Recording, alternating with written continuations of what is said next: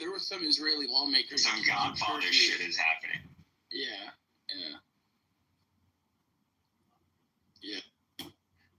I think there's more than what we think is happening when it came down to attacking Qatar.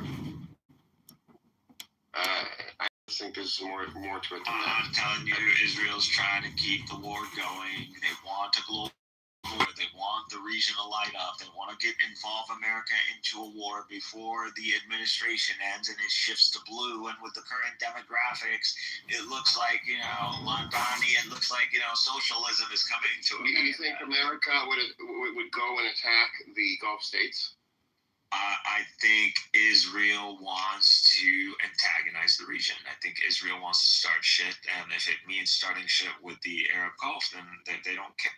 Okay, so you think America would be fine with Israel starting shit with the American Gulf states, which hold up the American economy, which it's been since 1972, part of the world order. Because I believe America is complicit, this is also an internal threat. If the United States clearly isn't going to risk the petrodollar or the oil or the global trade, it's telling these Arabs, it's telling them that if you think my presence in your countries it guarantees you securities from anybody except me, you're wrong. And so that's what it is. Israel can also threaten you if it believes that even though we are harboring these people, this envoy, these diplomats, at the request of the United States, at the behalf of negotiating on the behalf of Israel, that they can still assassinate, and they don't respect your sovereignty, nor do they respect that the United States is involved in the very process. So they don't respect that. That's the message that we got. So America gave Israel the green light on this. Israel completely ran with it, and now we're left okay, so what is the value? Oh, he left. You're there. Okay. Yeah, I got kicked off, and then I had to come back on. I heard you though. What is the value of having this American military presence, and what's the value of buying all this shit? So it's telling the Gulf states that there is no value. Well, exactly. So now I believe what we're going to see is an arms race. I would arm up at this point. Wait, hold on. If it's telling them that there's no value, then why are they a part of the petrodollar system then? Why not move on to the petro yuan, which has been created? No. See, I don't believe the leaders in these countries have enough power to just do that. They don't have, nor are their wealth is set up for them to be able to do something like that. Just a lot of their wealth is based on dollars anyway. So what happens if the Gulf states are no longer safe and can be attacked? Okay. How is that going to... Dude, this is terrorism. I'm not meaning an invasion or something. This is meaning the United States, Israel, you can think of regime changes. You could think of assassinations. That's all. That's pretty much it. It's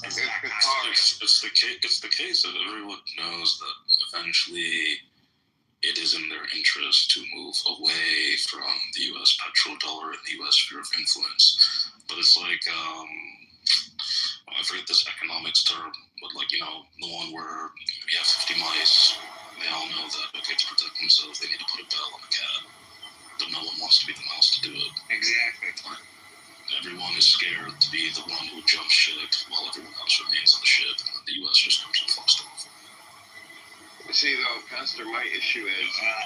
or the Palestinians, we're that mouse.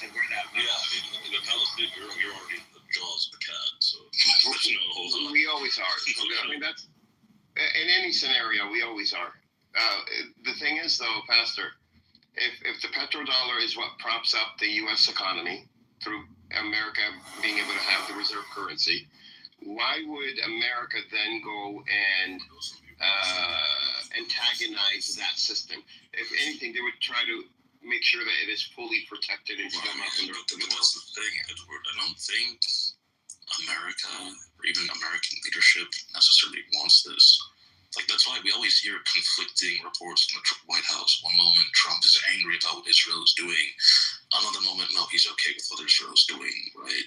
Where there's smoke, there's fire. Clearly, there are people in the American government who are extremely unhappy with these decisions and correctly identify them as uniquely destructive towards America. But how much influence those people have in comparison to the others in Jewish and Zionist lobbies is debatable.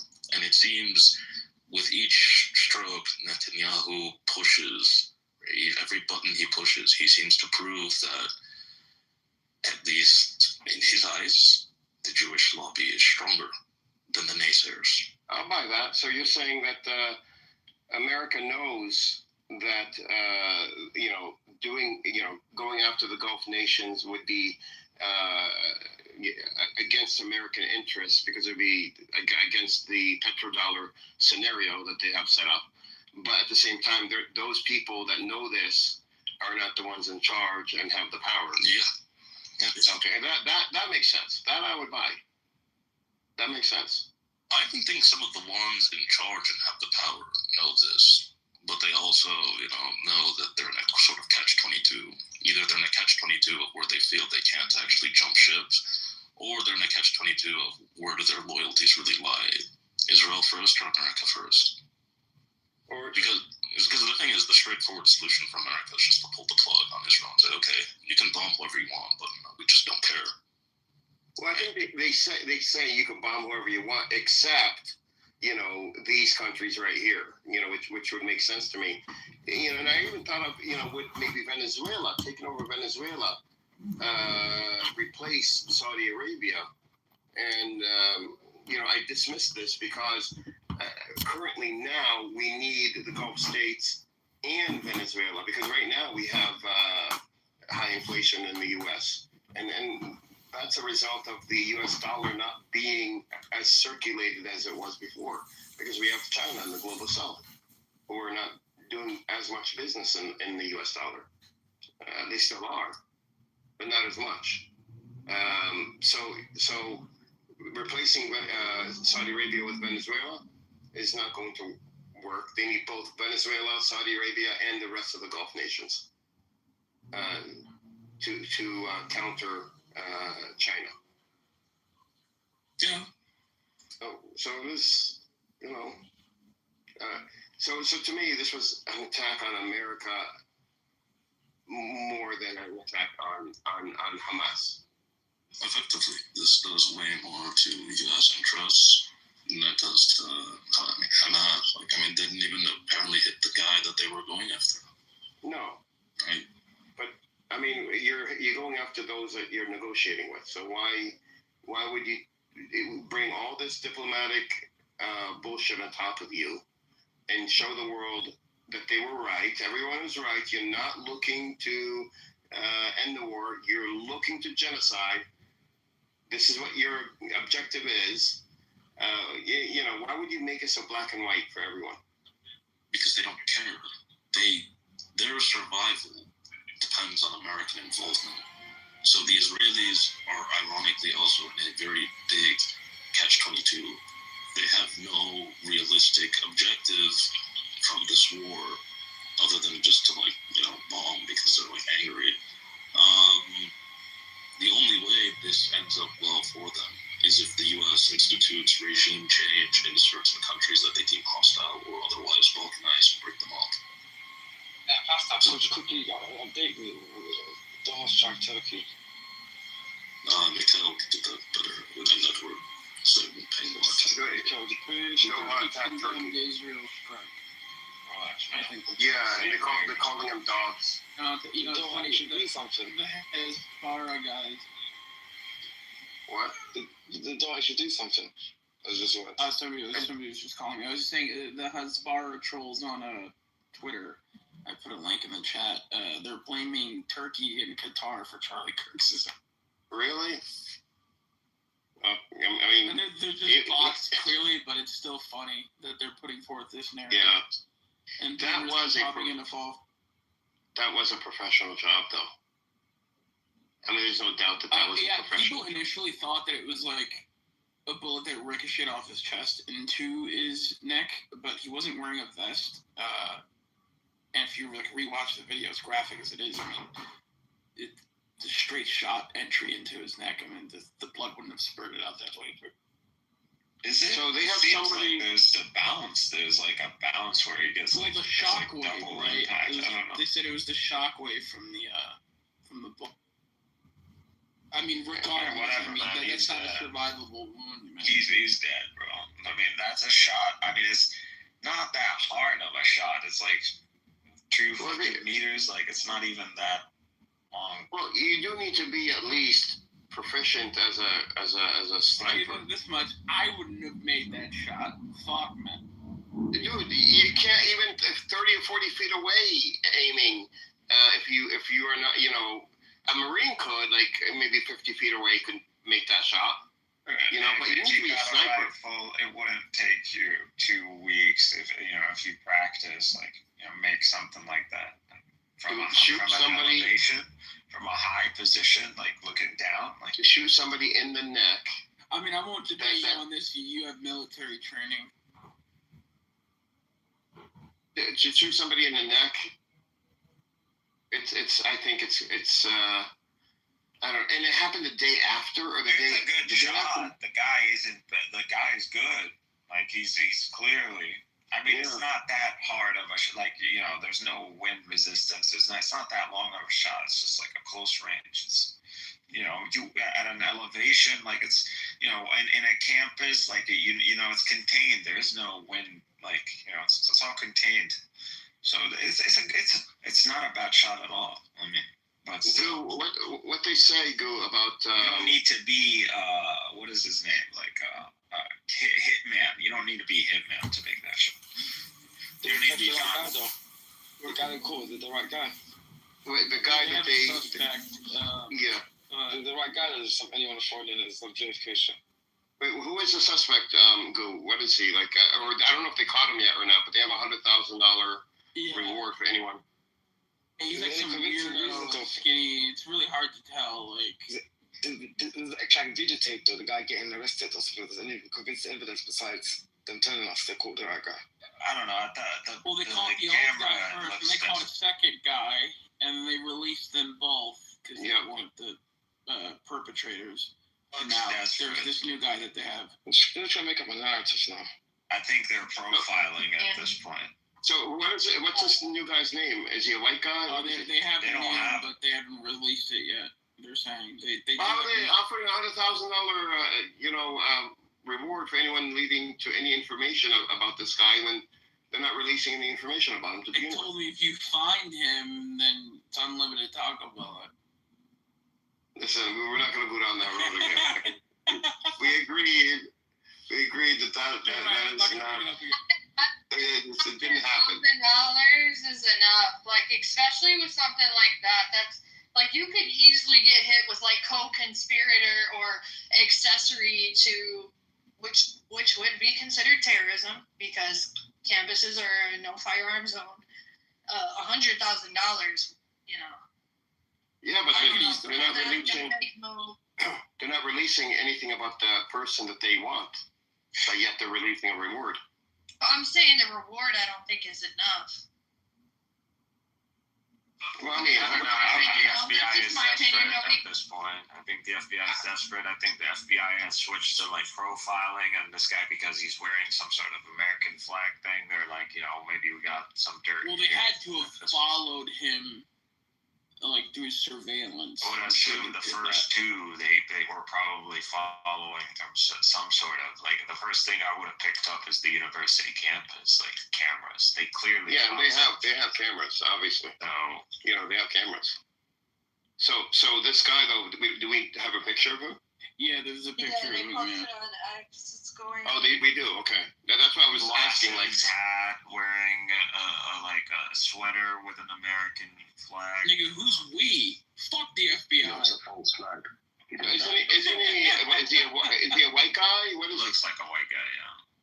Yeah, it's definitely. He's a Zaya, bro. He's Ashkenazi. Oh yeah, maybe we know. It's like an watched it. But apparently 4chan, I don't know if you heard about this, Edward. Yeah. They no. conducted like their own little investigation. Of course they did. Yeah, and apparently it's like some like fucking like weirdo tranny. The ATF agent did say that they found like anti-fascist, like pro-trans, like inscriptions like on the ammunition or something to that effect. Really? Yeah. Wow. And honestly, it wouldn't really surprise me. I mean, these fucking freaks. And it's funny that, like, I'm not denigrating Charlie Kirk. I mean, the guy's dead, but like, it's like really Charlie Kirk. I mean, he's pretty moderate. I mean, he's not really as radical as they make him out to be. Like a Nazi, really. They think Charlie Kirk is a fucking Nazi. He's a fucking Zionist evangelical. What are we doing? But he was becoming like. He was turning, dude. He was turning. That is true. He was critical of Israel. He was getting. Yeah, he was talking about Epstein and Mossad. He was even having like a lot of anti-Zionist voices speak at TPUSA. So he was getting like a little cozy. Now, like I wouldn't put it past Israel to like take out one of their own. To be honest, they've done it before. Look at Robert Maxwell. What's like explanation? Yeah. But the thing is, it happened the day after Qatar, right?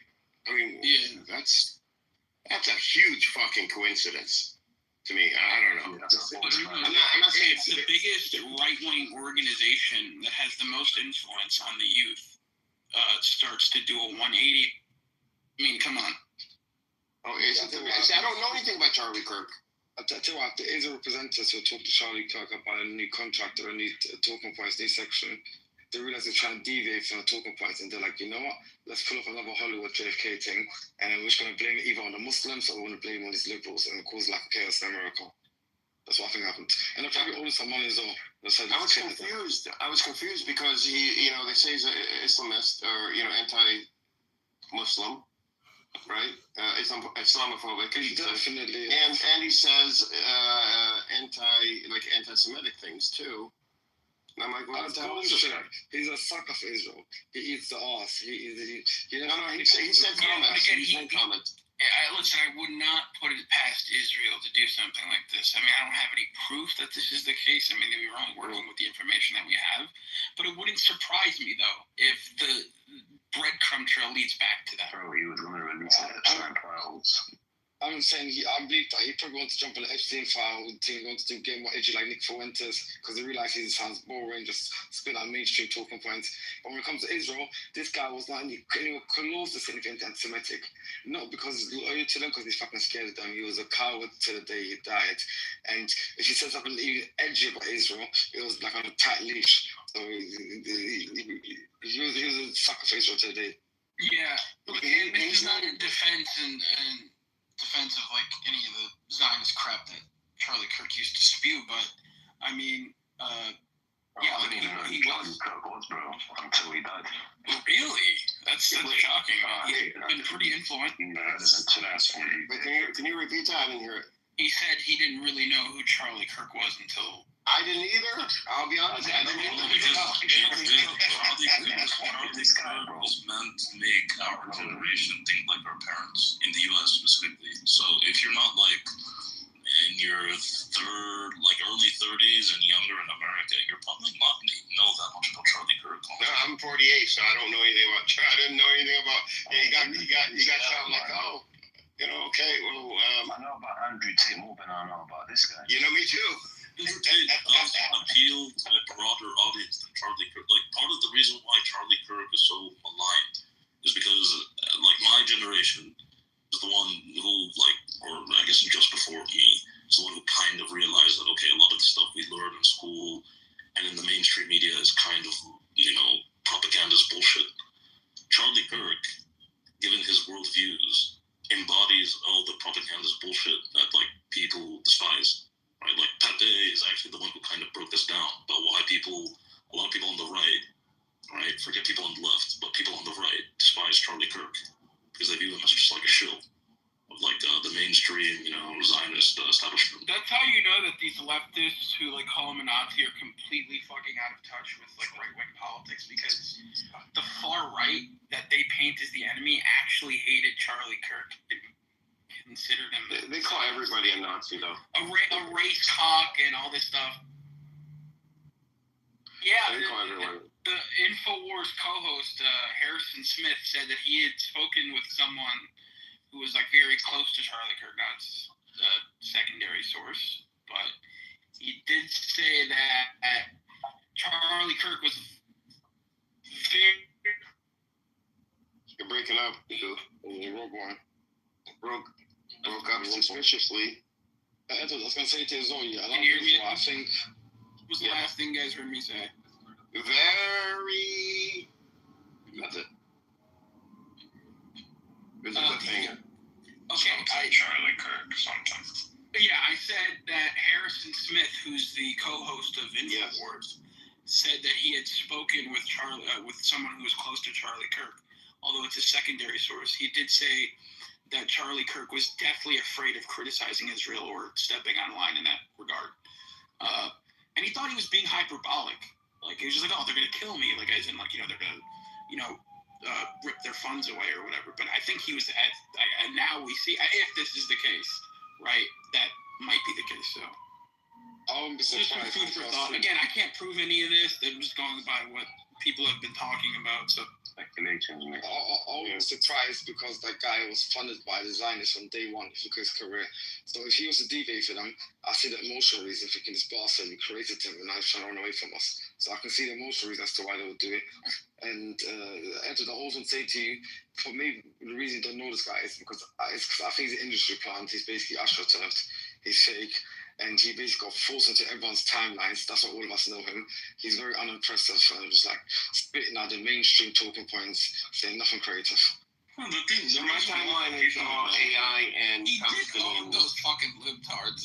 No, but that's the thing. The reason why people know Charlie Kirk. No, I think Ben Shapiro did a bad job. No, but that's what I'm saying. Nothing Charlie Kirk said you won't be able to find from at least 40% of Republicans in Congress. The only thing that made Charlie Kirk famous is that he went and said it to the easiest, most triggerable, emotional, irrational people in the U.S., just American university students. Yes, yeah, that makes sense. I think it's also an industry plant. He was definitely boosted up on the algorithm, his funders. He's definitely had to push. He's not like other people organic. When you see him come up in authentic journeys, this guy's an industry plant. Well, yeah, I mean, he was TPUSA was bankrolled by the Mercer family and the Koch brothers, Betsy DeVos, all these Fortune 500 billionaires, and these are the same people who are opening the settlements in the West Bank, getting houses there. This is a Instagram thing, a clip that I saw of his, and he talks about criticizing Israel. Yeah, he got feels like it's. Yeah, he got chewed out for interviewing Dave Smith, who's a libertarian, anti-Zionist Jew. Mind you, Dave Smith is, again, he mildly criticizes Israel. It's not really it's the Jews and they're controlling the media. Doesn't attack Israel from that angle. I'm just saying, he looks scared. He looks scared. Yeah, absolutely. My favorite Jew from that angle is. I mean, look at him. Look at this video. He looks like he's very careful in the way he's,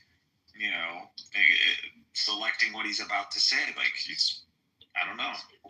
There's not a lot of people in this world that you can get an American to kind of be that careful. Do you know about Max Blumenthal? Yeah. Gray zone. Yeah, you don't like him. I love that guy. I like him. Because on his publication, The Gray Zone, this guy, I'm forgetting his name, he's some Israeli turned anti-Zionist or whatever. And he wrote an article covering up for the dancing Israelis on 9/11 and said, they weren't really celebrating, and we need to be wary of anti-Semitic conspiracies. Aaron Marte. Not Aaron Matei, it's another guy. Okay, there's only two guys I like. I don't know the rest of the clips still. Yeah, I don't know. Sharp shooter, bro. He doesn't hold back, bro. He's a sharp guy. Blumenthal was the one that went to Israel and the West Bank and did that tour last year and exposed the David stage. Sheen, that's his name. You're right, but he's a brave guy. He was doing that stuff way before I ever knew about Palestine was going right now. He was in Israel. He was showing people how fascist the people are. Max Blumenthal is probably one of my favorite journalists in my lifetime. He's amazing still. I don't agree with him everything, but he's amazing. His October 7th documentary, I can't deny, was like really. Even he exposed the stage that Israel had set up at the border of Gaza last year. With the oversized binoculars and the school buses of teenagers, or from high school or junior high, whatever, they were coming in to get on this stage, this platform, and to use the binoculars to see if they can sight Palestinians being killed. And I mean, he was the one that exposed that, and he was there when school buses were pulling up. So Israel is saying that Qatar has to choose now either to condemn Hamas and kick it out, or Israel is going to do it for it. I mean, this is getting. I think Qatar's really angry, and they're really talking to the GCC countries, trying to get a response. But I don't think Qatar's going to lay flat. No, Qatar is a very powerful GCC country. They've spent their money wisely, and they have a lot of soft power. I'm just loving it, dude. Like, they're calling them out, like, straight up. Like, hey, we're calling you out. Like, Qatar is like, I'm like, let me get this straight. You guys are calling me out. I'm like, yeah, we're calling you. It's like, okay. But they want. I mean, they're the mediators, and they're pushing to And the funny part is, they push into Iran's hands when they're talking about with geopolitics. It's no secret that really Qatar is the intelligentsia, it's the beating heart of the cause, of the Palestinian cause. It is seriously, like Al Jazeera. If it wasn't for Al Jazeera, like, honestly, I don't know if it would have been a cause. Right. And if it wasn't for the financial support from Qatar, again, they pretty much bankrolled Gaza. But it went through Netanyahu, the millions of dollars too. Oh yeah. So it's not like this is new. And on top of this, it was a delay. Doha. I mean, gave people in Gaza some semblance of life under Hamas and in a line of a siege, in a time where Netanyahu was going to conduct. Israel was going to conduct such an attack to begin with, eventually. Of course, yeah. But Israel sent their delegations multiple times to Doha, so they legitimized the negotiations and negotiating, and the U.S. did too, and the U.S. wanted Doha to be the mediator, and this is them flipping the table, dude. They just flipped the table. They're done negotiating. They're not negotiating after this. I agree with Edward, though. That's really exposed himself, because I watched the interview with the Qatari official with CNN, and he really destroyed Netanyahu. He didn't make no personal attacks. He simply stated the facts, talking about how he's broken every single rule in the rule book. This guy's not civilized. And so, because he's running the unprecedented thing. Yeah, he won the floor with him, yeah. He really did break. I mean, Israel did break massive rules, diplomatic norms that just aren't broken. And it did do a lot of damage to Israel's credibility. No chivalry in war, right? That's what they say, right?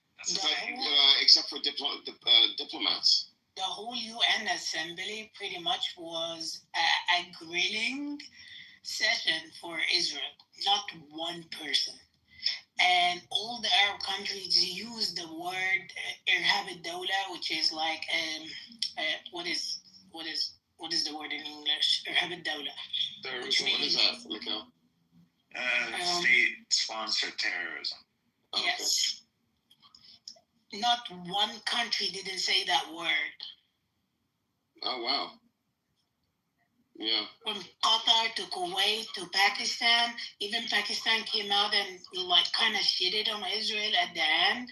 And dude came out, the Israeli representative, and he said, "What you talking about? Like, America came and assassinated Osama bin Laden on your own soil. Like, nobody blame it." How about Saudi Arabia, Z? Did they have anything to say? Yeah, he said, "We are backing Qatar at any position it would take. All the GGC, GCC, yeah. yeah, behind it. Totally, Egypt as well. Like, it's. I mean, thank you. I've been. Israel is a risk, and if the Arabs thought that America is going to contain Israel once it implodes, no. So Israel's like, I'm not going to go down. I'm going to implode, and I'm going to take a lot of you guys with me. And like, who wants to start shit? Like this is what the Israel we're seeing today. And you know, so funny. You can enjoy the airspace, and then we're gonna fuck you on the ground. We get millions of people on the fucking borders. And so the Arabs don't want a total war with Israel. The Jews, we don't need a total war. No, we don't. They can do it for themselves. Yeah, implode on your own. Don't take us out with you, you terrorists. Yeah. You know, just realize Israel is a raw pariah state, right? Oh, you just realized this? And it's also, have you heard about the prediction that in 80 years, that is never, yeah. And it's getting to 80 years, so she might be repeating itself. Yeah, it's crazy. I mean, I don't believe in that kind of shit, but I can't deny the pattern. I mean, I just can't deny the pattern. How many weeks has it been since like they announced their operation on Gaza City? Like, has it been like 2 weeks now? What? It wasn't. They scaled it back to the operation. What they call it? The gate, opening the gates of hell, which is a scaled back version. Which I forgot what it entailed, but it wasn't. I know. How many gates? It doesn't even have a nice ring to it. Like they've been saying. But they're not. But it wasn't about going into Gaza City though. They came into Gaza City at least 4 times. Well, they're on the outskirts of Gaza City, and they have gone in and gone out very quickly. But actually going in, destroying and occupying, that they have not done. They not occupying. Don't you see? Destroying the buildings. You get the true mentality of Israel behind the military operation names. You truly understand Israel when you really focus on the operation. I think the name was chosen to overcompensate for the fact that the operation was not going to be going into Gaza City and occupying or destroying Gaza City. No, they want to torture us, dude. That's what they want to do. I don't think they're ready to go in. I don't think they have enough resources to go into Gaza City. And in the meantime, I think they're afraid of going in. In the meantime, they can mow the lawn. No, mowing the lawn is way. I mean, we're way past mowing the lawn. Mowing the lawn was just, cut down. Destroy a little bit of Gaza, here and there, just enough to disrupt their economy, make sure that the people, like you don't grow, you don't grow. That's what mowing. Here, it's about tilling the land, if you want to use the similar analogy. Because there's no lawn to cut down at this point. I'm so confused. How did so many millions of Christians in the Western world get brainwashed into supporting poor people from the same land Jesus Christ grew up in, getting genocided by some fake Jews?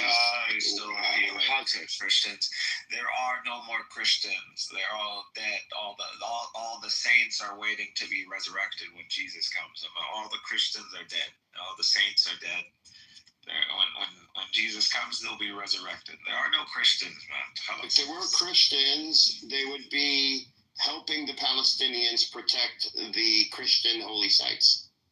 That's what they would be doing. That's what they should have been doing all these decades. That's an actual fact from a religious point of view, but just beyond that, just a human experience. Like people on the rubble, poor people caged up like animals, the land getting stolen, the mainstream of the land. Like it's like in every movie. Done this already. The mainstream churches condemn this already. But, You know what? To be fair to the Catholic Church and the Orthodox Church, you know, it's taking no. Most of the stay neutral. The Orthodox Church obviously got the most at stake. But oh my God, these Western Christians, they're ashamed to the name of Christianity. You're talking about There are no Christians. I don't know, like, yeah, dude, you're talking about this very specific subset. Even here in England, the Church of England, No, you can't say Western. The Church of England. You can't, like, this evangelical Zionist so-called Christianity isn't normative in Europe as it is in the United States. So you can't say That's true. Western. That's a mis. What's the Western in America? The Church of England and the churches it's in communion with, some of them have literally adopted BDS as official church position. But none of these people have military power, economic power, military might. All that is concentrated in the hands of the evangelical. Evangelical, well, he's made his worldview clear. Dispensationalism, cockery, Jews are God's chosen people, cockery, and all sorts of other heresies that expound, so...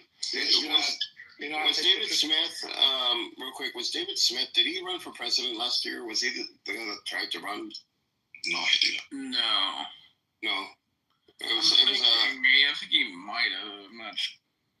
He was on the Secular Talk, and they were interviewing him, and he was running, and he was talking about, some pro-Palestinian stances, and everything. And then he got into how Jews are the victim, we're victims. And then Secular Talk, what's his name, Kyle Kalinske, he got on him and said, oh, wait, hold on, you're victims now.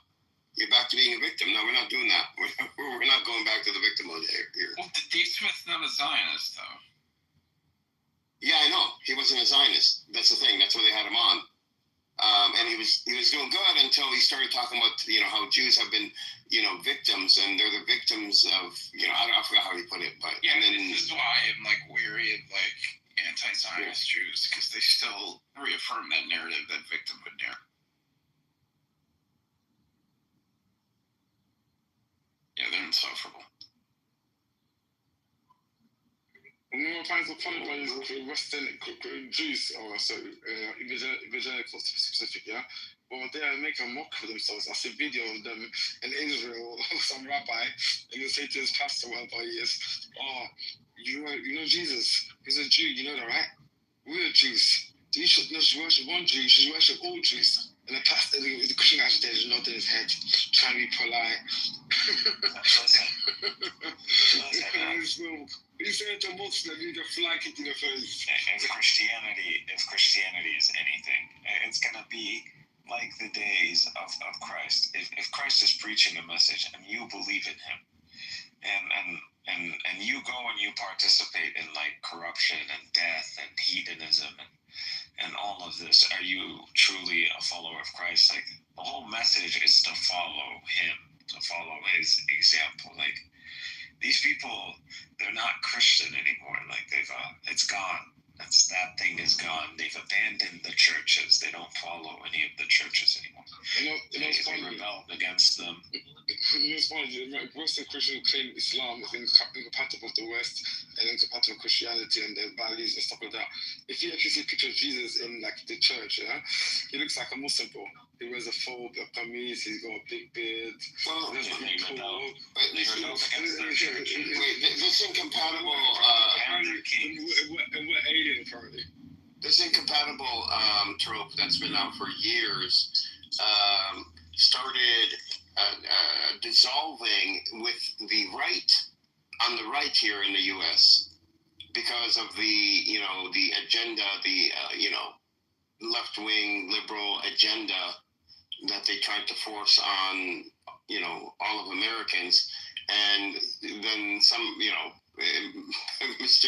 I don't know how this happened, but Islamic values started lining up with I don't want to say Christian values, but they call them Christian values, Republican values, and they wanted so they wanted to work together. Like I've so many Republicans have come up to me saying, how do we work with the Muslim community because of what's happening in our schools and this whole big liberal agenda.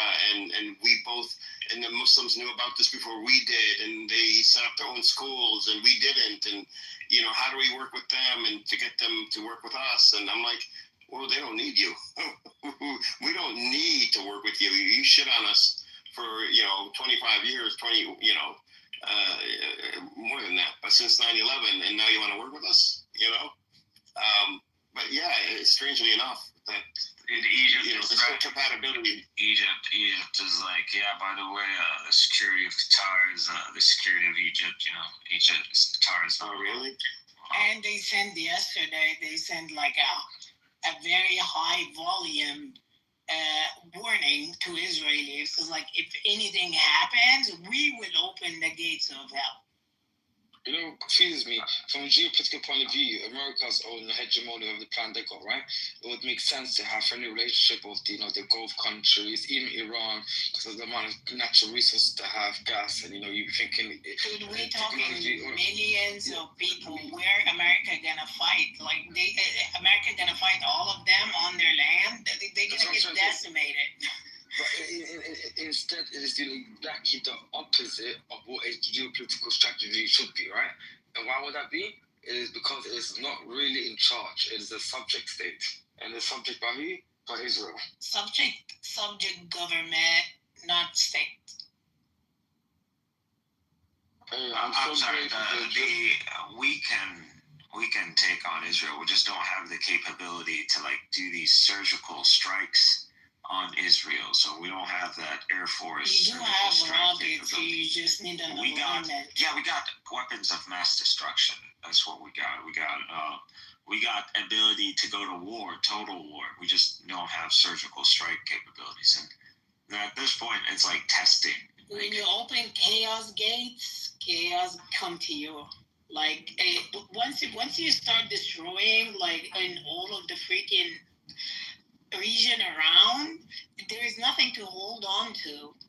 You already saw you started a domino effect. I don't think there's any doubt anymore. I'm not crazy when I told you guys this is gonna go, and it's gonna be Turkey versus Israel, and you're gonna see a coalition. And this is gonna happen. It's gonna go there, and the next theater is Syria. The next theater is gonna be Syria. It's going down. We've been saying that from the beginning. This is not gonna stop. What do you think about Syria? Do you think they're sellouts or do you think they're all Muslim? I think Syria is just gonna, this is gonna be the Arab horde. This is where it's gonna show up from, as Syria. The Egyptians are gonna do their thing. And the Turks are gonna be there.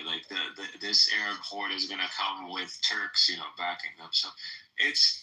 If Israel's gonna push this, it's gonna happen. It's gonna happen. This is also the time of his training. All the people that align themselves with Israel at this time is traitors. So outright known who's standing by who at when. This is done. It's a done deal. UAE is done. UAE is unredeemable. It's trying to correct as we speak, trying to align itself again. So we see. I'll refuse to even support a country to go on holiday. I think economically the trajectory isn't in the favor of the United States, and I think if the conflicts that we see in the world are not gonna they're not calming down, and they're just the trajectories that they're gonna grow. We're looking at a global conflict eventually, regional conflicts that are escalating, and they're just gonna eventually meet. And this seems to be what's happening, man. It seems like the world is boiling. I didn't know shit about Nepal, and then all of a sudden these guys are chasing down their prime ministers, and they're burning everything. Look what was happening right before. America says death to America, death to Israel, and it calls big Satan, small Satan. We should start doing big Satan Israel and small Satan UAE. Then a Rusya dance, man. What's the world one? You stole it from Iran. Nasılsın kardeşim? Look what was happening before October 7. It was infiltration to the education system all over the Arab world. speaking Turkish? I don't know. I have no idea. He's trolling, kicking down. He was sent here by princes. Neil, nasılsın? Like they think. What's happening? They're friends. I don't know. Hello guys, you right? So I'm from Turkish, guys. Okay. Are you Muslim? No, I'm not Muslim, bro. Oh, that's strange. What part of Turkey from? He's the Kemal. We speak Turkish here, man. All I don't care. Like, even if you're a Kemalist, like, you should be on our side too. Like, at the end of the day, like, Israel can't have hegemony in this region. Like, Israel isn't gonna Man, fuck bully Kamala all of Harris. us.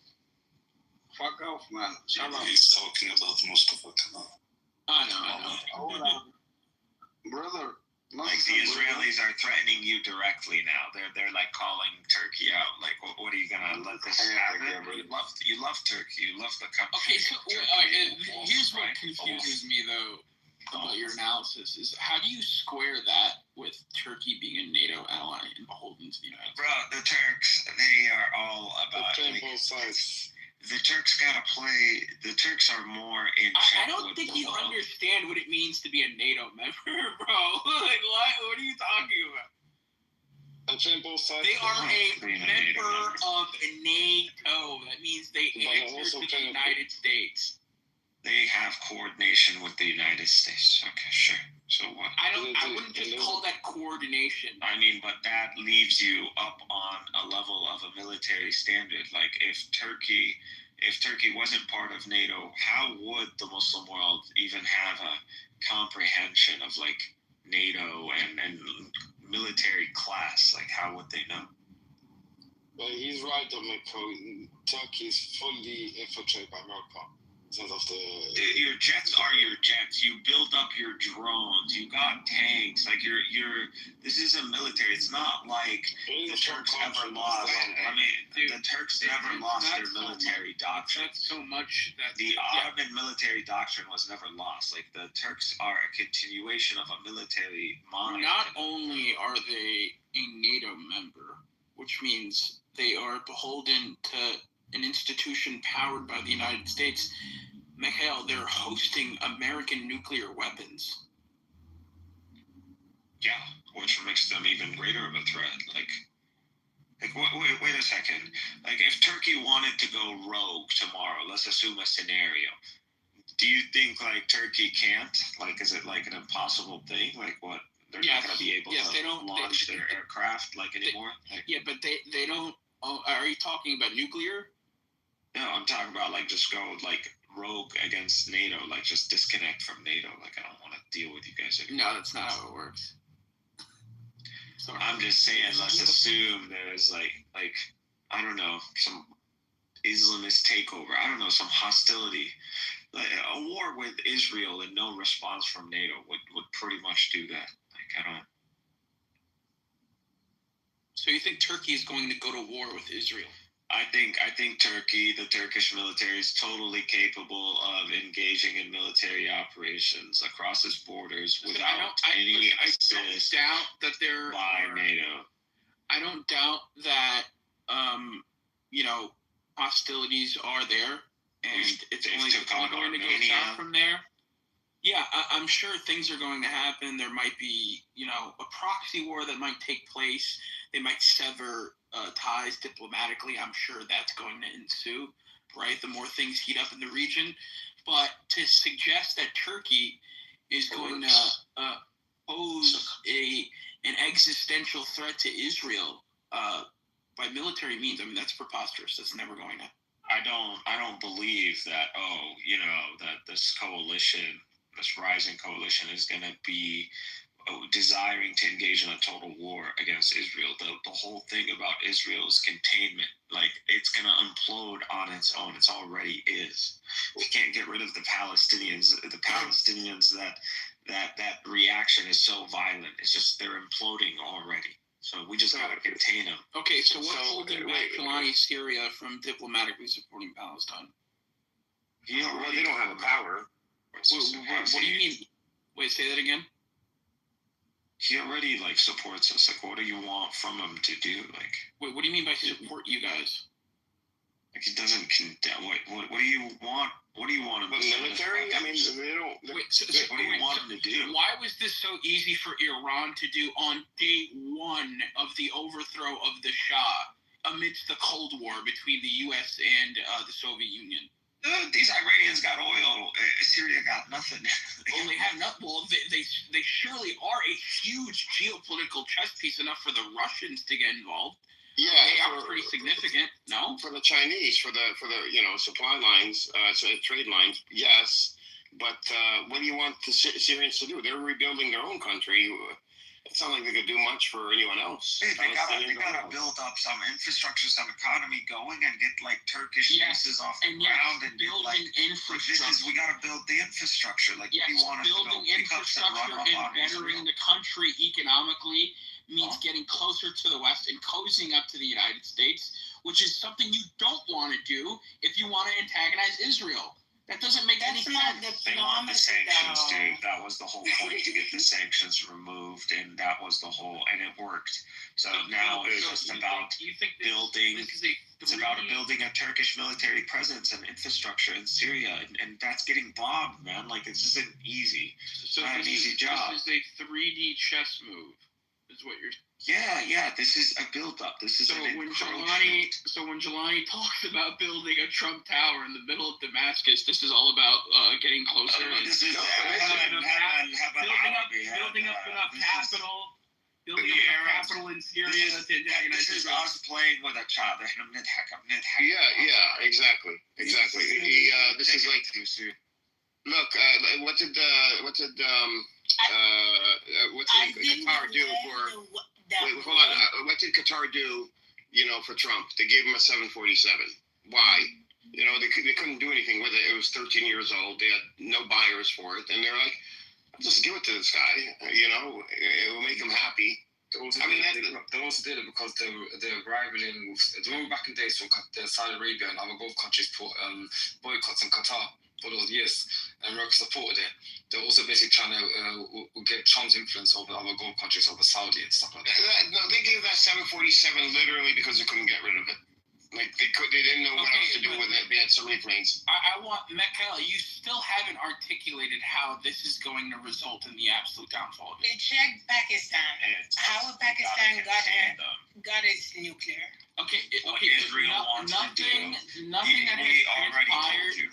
Okay, I already nothing told you that about has the, transpired since the fall of Assad up until right now, in this very moment, That's less shows than a that year. they're pursuing a policy of containment. Wait, That's less than a year, and they've been under the revolution for like 14 fucking years to get Assad off.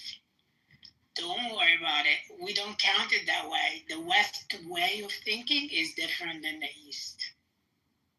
Totally different. It's just strategy, bro. At the end of the day, if Syria ends up going, you can't say that. You don't know what's going on in the minds of people who are governing Syria. You can't say that. Why are you stuck in Syria though, dude? No, I'm stuck on Syria because Syria played a huge role. Okay, the fall of Assad and the arming of rebels in Syria, facilitated the isolation of Iran, which was beneficial to Israel. What you guys don't see, you think that this is some sort of Syria would be a much greater threat to Israel. Do I need to reference the white papers? Sunni Syria would be a much greater threat as That's Sunni not true. Syria. And guys already knows that. Mikael, that's not It's a much true. more serious threat. Yes. Mikael, Who has Mikael, control of Syria right now? Mikael, that's not true. That's not. No, I That can is read you the clean. 100% true. That's 100%. I can read you the clean break That's 100% policy true. paper and the Odin Yanami Yes, plan. you didn't know not- the it's not clean you. break Wait, fucking paper. this is a cult. Assad is a bitch. This is your sectarian getting in. This is your sectarian No, No, in the way of it's your not. thinking. It's Wait, let me roll explain. Let me of explain. the dice. It's Let me- not. That's a bitch. Look at his feeble face. I'm not gonna let this fucking Okay, let me explain. rule It over doesn't us. matter. Not only that, According, you claim to get It's on not- this it's app. not about he sectarian. If you would let me he finish protects speaking. their If you let me finish speaking. the Syrian military is garbage. If you'd let Come me on, man. finish Look at speaking. this fucking fucking tanky military. Like, what is this? You're a World War hypocrite II. because you try. Hold on, You hold try- on, hold you on, try hold to on. cause What are you like? We're gonna liberate Hold on, and America. then you celebrate. Yeah, World War, celebrate the killing of Cold War minorities in era Syria. army, like Assad's Cold Okay. War era army is gonna liberate us from Israel. Nobody Get said it? that. This is Nobody said actually the They game are of the using right to play Let on me the finish. minority. Let me Dude. speak. Like, how could you do Israel, that? since we're gonna put it all out on the board, Israel is using Assad to facilitate the Alone plan in Syria. That's No, what that's it is. not true. It's Yeah, the that's diametric what it is. opposite. That's- Have you read the Yanon plan? I don't think you've read the Yanon plan. The plan was to have a Sunni state in the middle of Syria, with a Druze state right near the Golan Exactly. So Heights, they want to cut it off. an They want to cut off the Alawite country on ethnic lines. an Alawite state. And who's asking for the help of the Israelis to there? You guys aren't letting me finish because you guys are speaking about things you haven't read about. Bro, Wait you a second. just mentioned them. The goal is to have a Sunni state as the dominating Yeah, government far in in the Syria. south, far in the north, far in the north. In the south, near the Golan Heights, okay, It's Jews. It's gonna be Jews. We an already know enclave the that they want makeup. for the We know that they they want are. the Alawites and We're Latakia, Arabs. and then okay, you're Arab, so you know everything. No, We we know know Arabs the know everything. game. We know Okay, the so the game. Arabs know It's everything. been, We We know know the they game. want to make them. They want to turn it into ethno states. We know they want to do that. We know. But the reason And at they the weren't core, able they to want do a that. Sunni government.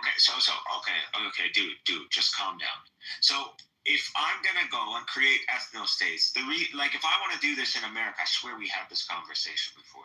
If I want to go do this in America today, what I would do is weaken white people. That's what I would do. Why? Because white people are the majority and they're the overwhelming majority. So I have to weaken them before I divide America into ethno states. And the same thing in Syria. If I have to divide Syria into ethno state, I'm going to have to weaken the main demographic in Syria, which is the Sunnis. Because the Sunnis, Actually, everywhere. you just need to It's not- weaken the governing ruling ideology, not That's the not- that's not what- Alawites. Yeah, that's not the Oded Yanon plan. those So were they nonsense. want to It was bolster always the the Sunni majority. sectarian. No, you Yeah, want to but the divide. Alawites- You You're want to all- divide you the have Middle no East idea what into you're small talking about. Please, ethno I sectarian encourage you. states. I encourage you to read establish the hegemony. Oded Yanon plan.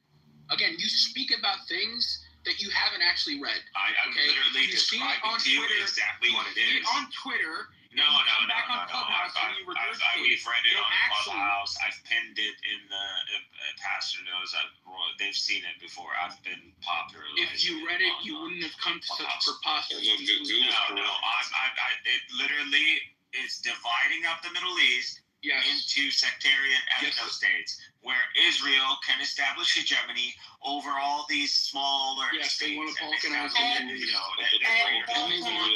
And they want the ruling It's majority of Syria. balkanization. And What enter that there's no Arab unity. The Throughout Gamal our Arabi history, اسمها throughout So, history, the only you would reason have a these court. borders didn't go divide up is because there was Sunni authority, there was Sunni control power. That's why these guys stay in tow. So the only way to go and divide all this region up is to weaken Sunni power. That's what it is. No, And they so want that's what bolster they're it. committed. Assad's been doing that. Whether So you if like it that or were not, the case, that's the fact. if that were the case, why did the United States support the Islamists in Syria against the Syrian government?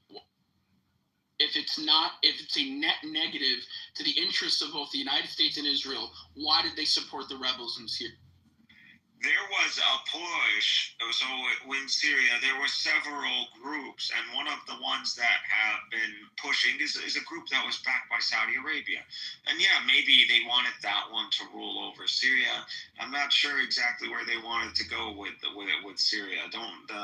Everybody knows that revolution. There were so many factions backed by so many countries: Saudi Arabia, Turkey, United States, France, even. Like there was so many foreign actors in that. But that's what it was, and then Russia kicked in. And if that's what it was, with all those foreign actors, basically funding this foreign terrorist insurgency, I mean, what was the ultimate goal? I'll give you The ultimate goal was the toppling The of ultimate Bashar goal. al-Assad. The ultimate goal was to just Assad now was occupied by Russia. It just gave Syria to Russia at that point. So Syria was now under Russian control. I believe it was better for the West to have a Syrian Russia than it was for them to have a Sunni Saudi, Syria, or an independent Syria, or whatever. Wait, so it was beneficial for the West for Russia to be involved? That doesn't make any sense. That does not reflect the rhetoric. Israel and Russia do work together. Israel and Russia do work together. Listen, just because Mikhail, you're wrong. You're just imposing your category of mind on this. Russia. This is just not. Are you telling me that Russia opposes Israeli interest in the region? I'm not saying they do, but what I'm saying is that Russia did in So it is at least in the favor of Israel. It's in the favor of Israel, right? You're not letting me It's in the finish. favor of Israel. You're not letting me. No, it's not in the favor. No, it's not in the favor of Israel because Israel did not want. No. You think it is, but it's not. You can't beat The reason why the Russians interfered, the reason why the Russians intervened in Syria is to prevent a Sunni corridor going all the way up to Chechnya, which would have been a national security liability. That was in their interest. Still thinking about Chechnya. Chechnya's gone. I'm telling you what the Kremlin. You think the Russians are fighting in the 21st century in Syria because they want, they're thinking about Chechnya. Yes, the Caucasus is a very And I think you're completely out of touch, and you're forgetting the amount of influence that the Islamic State had on the Caucasus. It's about Chechnya at the end of the day. Every Russian. Please read into Russian foreign policy. I know what you're talking. Yeah, dude, every Russian of every major ethnic demographic still has a very deep distrust and fear of Chechens being in their society. Like a lot of Russian. What does this have to do with Syria and Russia having access to warm waters? They don't want an Islamic State. That's what they want. They don't want. And they've put themselves in a place where they're working in the interest of Israel. So meanwhile, they're practically the broke queen, Israel and Syria. You don't think there's a connection between the rise of ISIS and the intervention of Russia in Syria? Yeah, they're directly correlated. I think Russia was already in Syria. You had Assad already in Syria. So they didn't interfere. They didn't intervene until 2015. Yeah, because they wanted Assad begging on his knees for the Russians, selling everything out. Wait, who's they? Who's they? I believe the West, Russia, Israel. The West was vehemently opposed to Russia's intervention. Exactly. Listen, the West didn't want the Arab Spring to happen. The Arab Spring happened. In fact, they encouraged it. You're a liar. You know what you're talking about. No, that's not true. This is the Arab Spring did happen. No. And the Arab Spring was a matter of time. We're talking about a 9/11. You don't know the street. A 9/11 project manager, Chicken Hawk, Philip Zelikow, okay, ultra-Zionist Jew. Okay, son of a rabbi, celebrated the Arab Spring. He helped Hillary Clinton overthrow Muammar Gaddafi. And what did he say? Oh, this is going to ignite a new Arab Spring. This is in our interest. He said that in the email. I'm sorry. Muammar Gaddafi. Hillary Clinton says in the email, the best way to help Israel is to overthrow the government, topple the government of Bashar al-Assad. Just completely disregard what Hillary Clinton said, right? Hillary Clinton, the Secretary of State under Barack Obama, doesn't matter, right? This is part of the acid wash of the emails, right? That doesn't matter, right, Mikhail? Because again, your sectarianism is getting in the way of your life. Let me tell you. So there is the Arab Spring, and then there's the counter-revolutions, and then there's those who wanted to take advantage of the situation for their own agenda, which obviously the United States and the West. And so the Arab Spring is naturally there are people that, again, this is one nation. Regardless of Libya and all you see these borders, at the end of the day, it's all one nation. It's all one people. And eventually what is in one region is going to happen in some other region. And everybody was already fed up. It was only a matter of time. And so people naturally, there were uprisings. And obviously what happened in Libya, Gaddafi, with all due, I tapped the head. The guy, he said some bold things. I think they were obvious things for the times. I think he played some cards. But at the end of the day, he's a failure. Regardless of what he did, he's a failure. It's funny how your foreign policy... And you knew they were coming for you regardless. What's funny to me... But let me finish. What's funny to me... Wait, hold on, wait. I just want to say this one thing. I have to make this point, because I need this room to know this, is that Sunni Muslims typically always somehow, in some way, shape, or form, always align with the United States and Israel when it comes to their foreign policy takes. This is not a coincidence. And it's not a coincidence that you're saying this as an Islamist when it was Islamists who overthrew Gaddafi. Do we want the pipe up his ass. It was Al-Qaeda. Do we want These World were War the same III? terrorists. It depends on what scenario. And you have to understand. Do we want World War III? You have to understand the timeline. To be just you have to understand the timeline. Which one? You have to understand the timeline. I don't really want World War III. After Gaddafi was killed, right, it led directly into the civil war in Syria.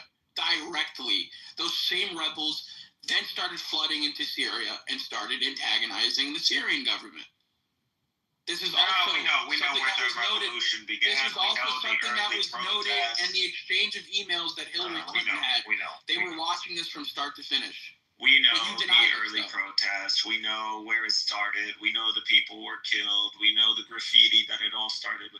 We have the whole narrative down. We know that there's been previously a history of uprising in Syria against his very father. We know that there's over 100,000 who were killed in that. So we know that there is a Sunni consciousness. There is a Sunni consciousness in Syria that is oppressed, and view Assad as an oppressor, and view him as someone who is a godless motherfucker who just uses Israel as an excuse to continue his military dictatorship.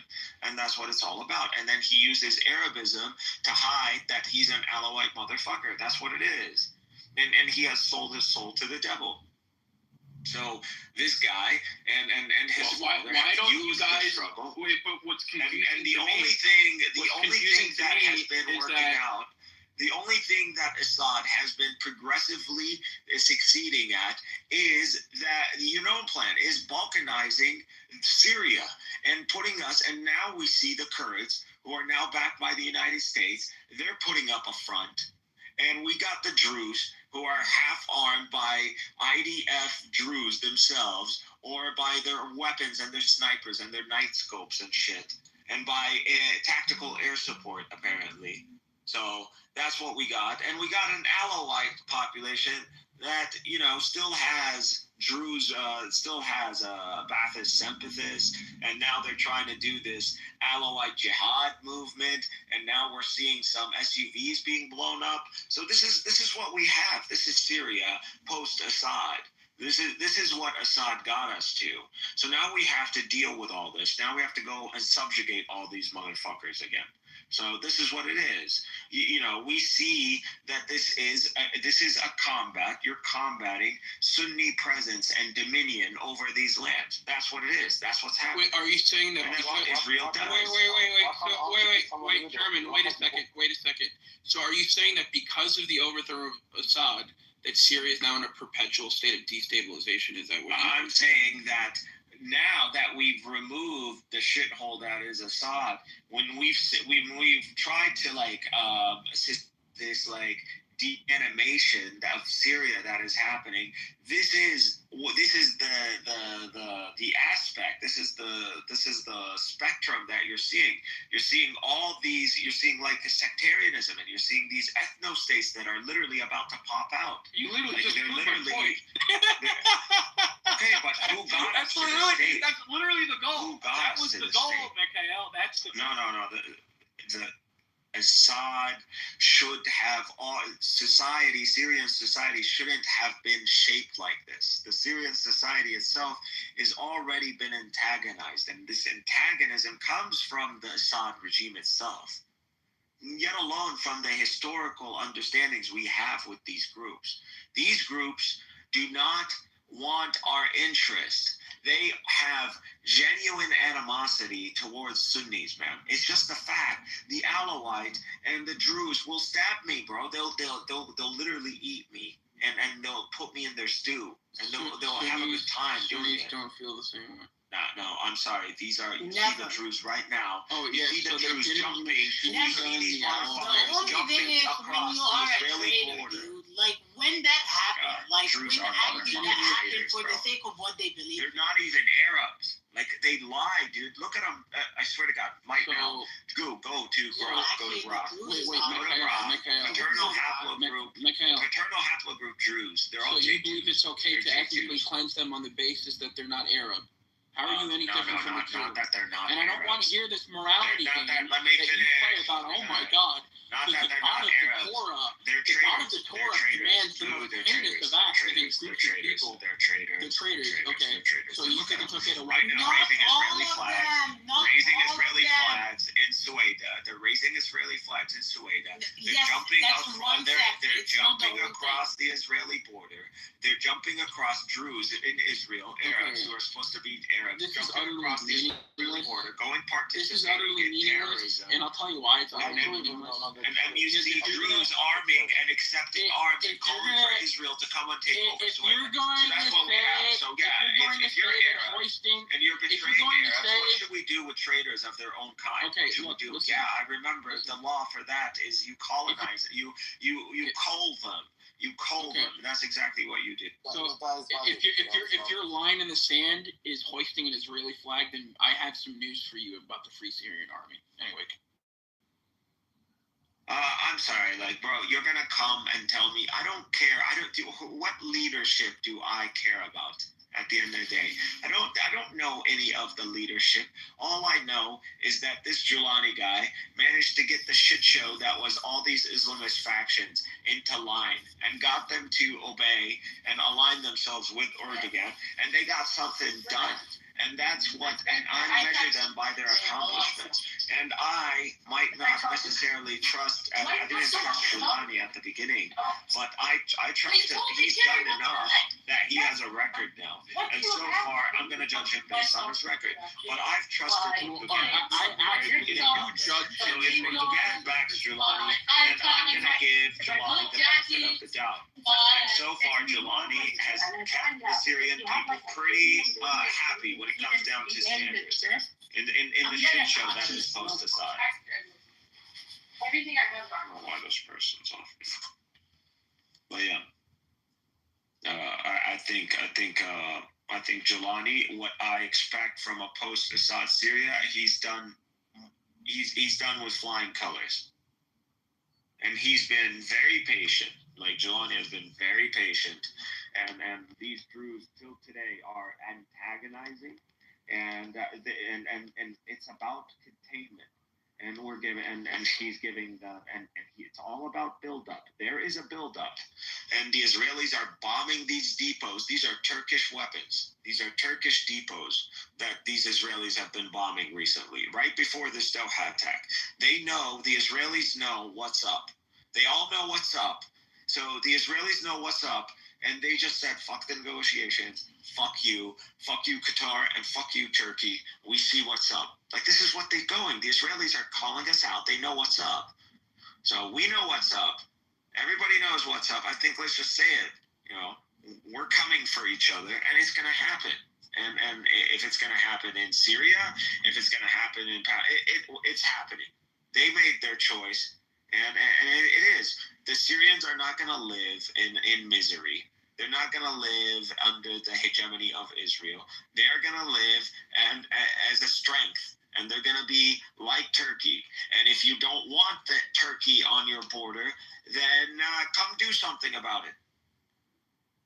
Come do something about it. And Netanyahu, keep doing what you're doing. Good luck. We love it.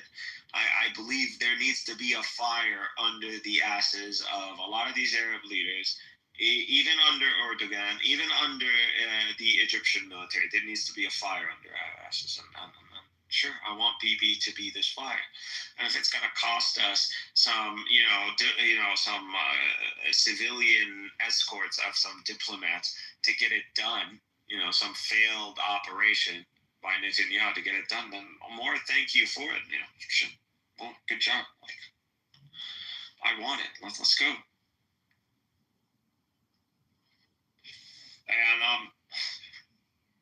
And not to be like a crazy person here, but if anybody saw the UFO footage that apparently has been circulating, and you had like the congresswoman from Florida bringing it up, the representative, and saw a UFO get hit by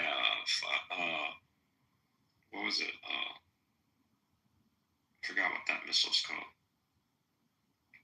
But they showed it getting hit, and it just kept flying. So I'm just saying, if that footage is real, there's aircraft that can take on a missile and keep going. I don't know what it is. No one knows. It's serious enough that military testify. So it seems to be real. I don't know. But saying there are technologies out there that apparently we don't know about. So just like, well, it's not the United States, so I wonder who it is.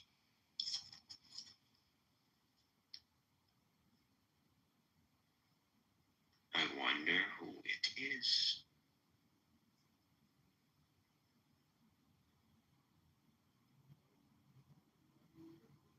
Guy wants to like still dream about Assad and some sort of Iran axis and all that bullshit. You know, Iran was just doing its thing.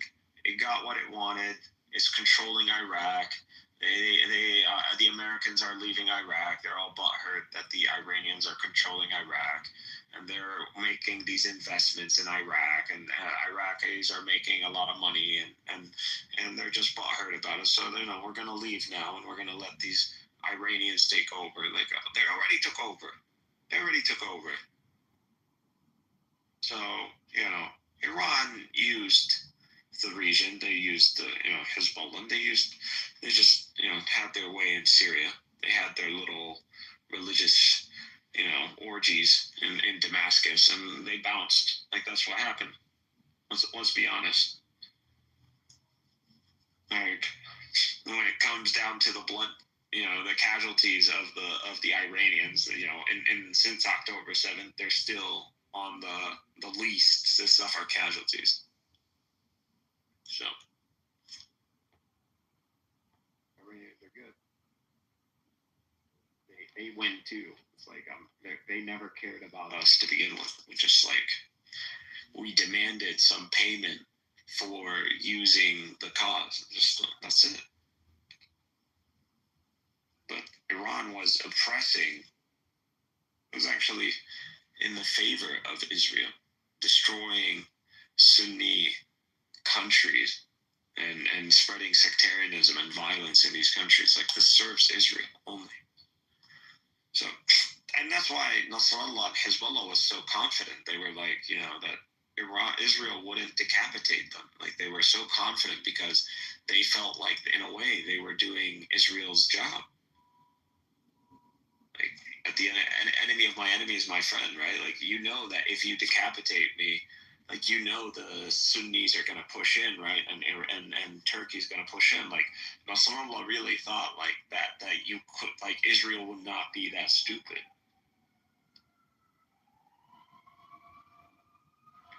But he miscalculated and he paid the price. Oh well. Like I mean, that's what happens. You shouldn't gamble. Like Nasrallah gambled. Like I thought he was supposed to be some sort of imam or something.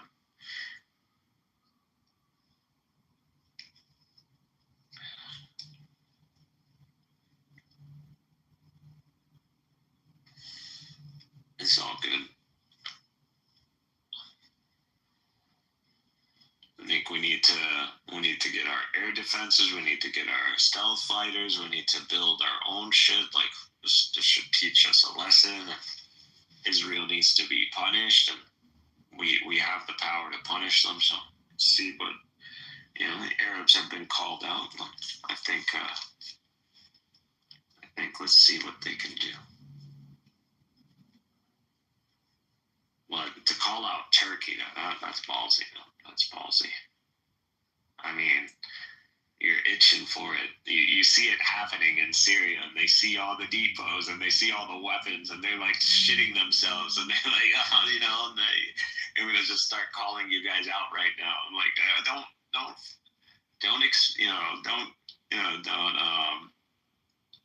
don't give away the plot. Like, don't reveal the movie, you know.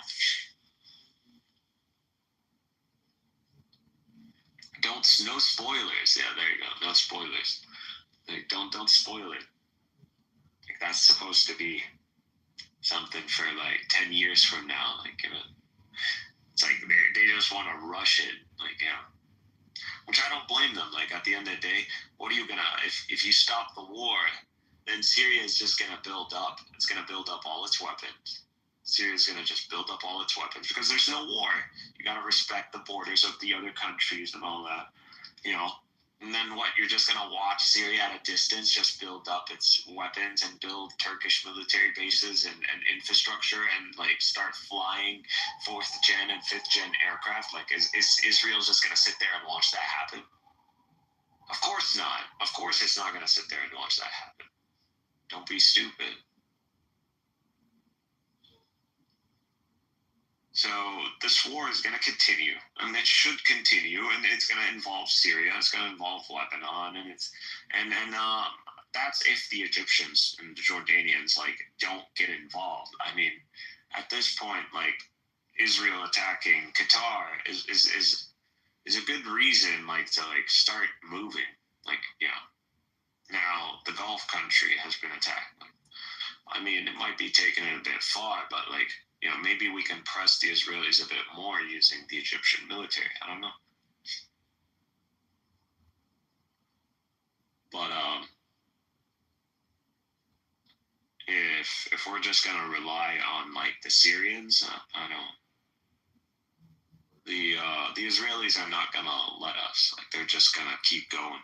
They're gonna spread the war to Syria. So, and if the war spreads to Syria, like Turkey's gonna have to get involved. So it's inevitable. It's inevitable. Like, we're facing a global war, and Israel isn't gonna take the L. So it is what it is. I think this strike just proves it. Like, Israel's committed at this point.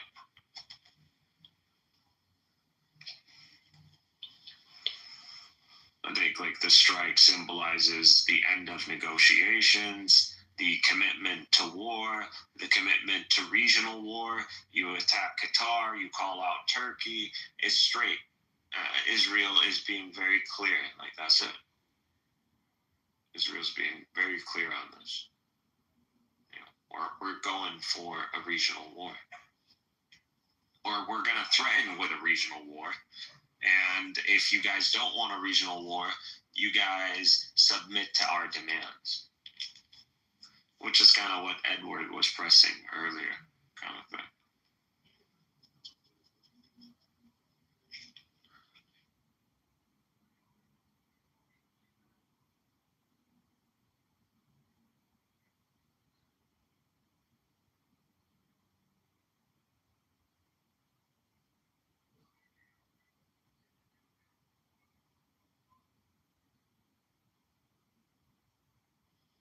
We'll see. Obviously don't want to be frantic. They don't want to rush it. But I think kicking out the ambassador would be Israel's embassies, all that in the Arab world. That would be a start. I think that would be fair. And then going from there, that would be the first response. I just don't think Qatar is going to let this slide. I don't think it's going to. I think people underestimate Qatar a lot of times, and they forget that Qatar survived like a siege by other Gulf nations, and they brought Turkey into Qatar, and they've have a pretty modern air force. Like, I mean, yeah, and they got a lot of wealth. They got a lot of money, and their gas is playing a key role in keeping Europe, on its knees when it comes down to Russian gas. So that and American gas. So.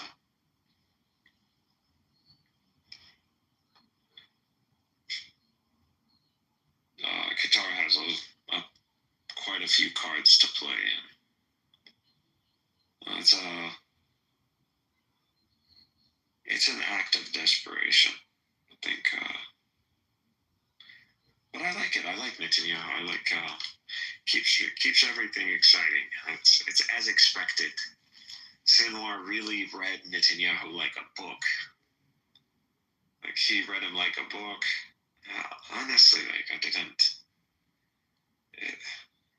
Either Sinwar's a prophet or Netanyahu's that predictable, and he is. He's your boy. He's your Boy Scout. Like that thing is, he's so good, and because he's optimal, it makes him predictable.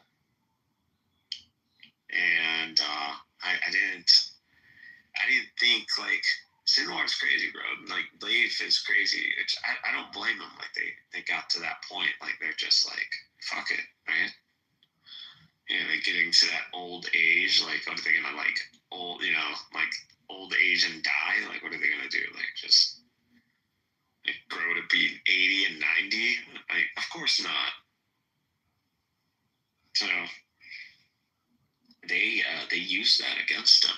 They pick the timing, like the way the domino effects are falling. Like it's just like when they said regional war, like it was like, and like Sinwar's been talking about this. This wasn't new. Like Sinwar and like officials in Hamas have been like discussing this.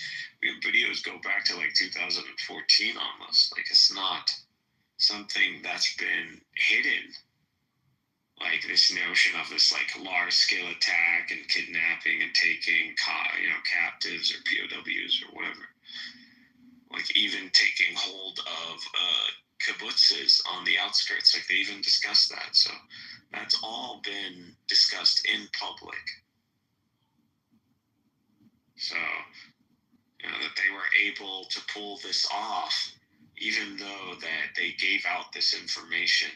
Israel knew that Hamas had these capabilities, and yet they still got them regardless, and like spectacularly like humiliate them on October 7th.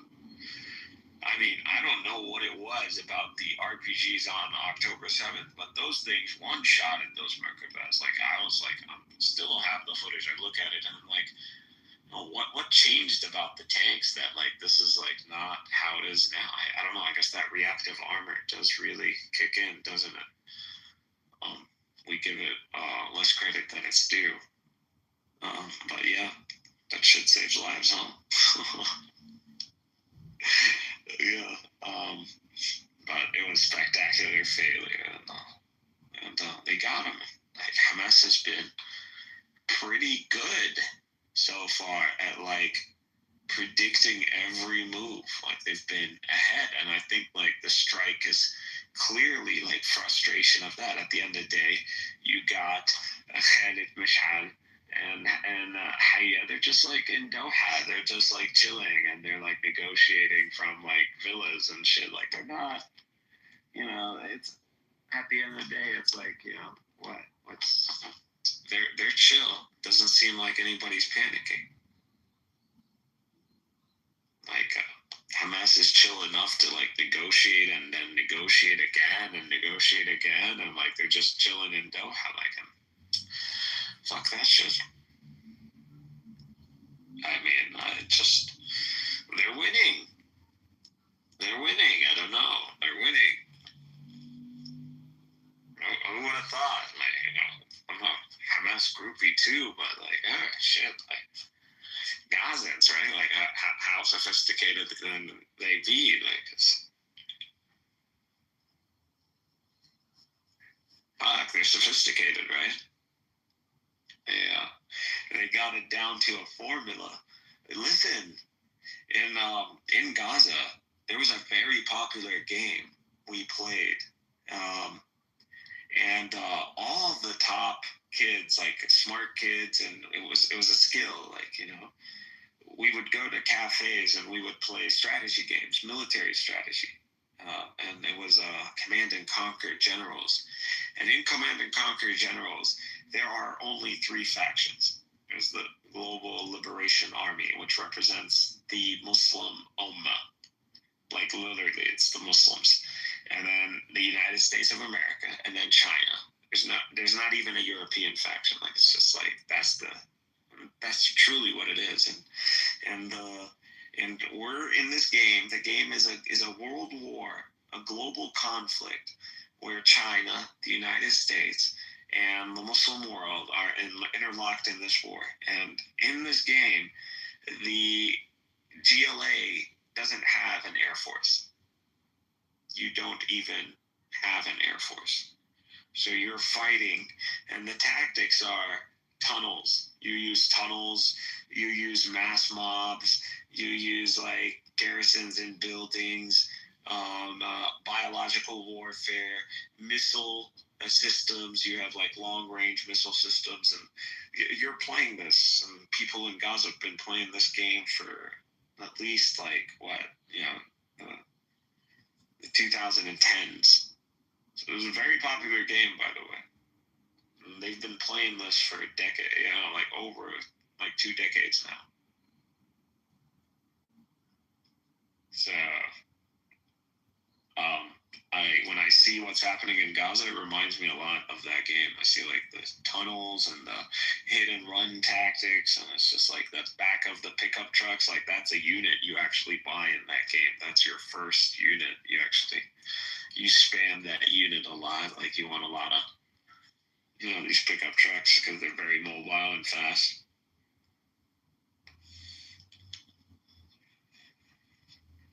So I'm just saying, like, the Gazan mind has been like tech savvy, dude. There's like strategy, and they strategize it. Like, they're all about like, gamifying it all.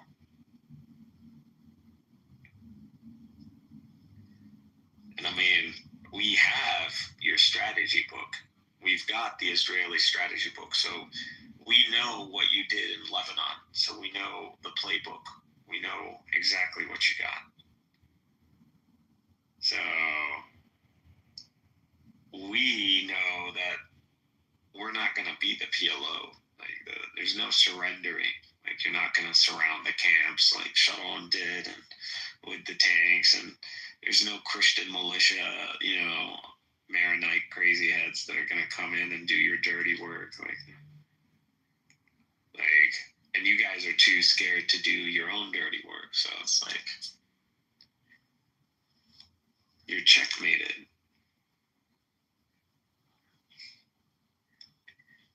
And human shields, you want to say human shields all day long. Who gives a shit? We got 700,000 people in Gaza City. Come take it. Come take it.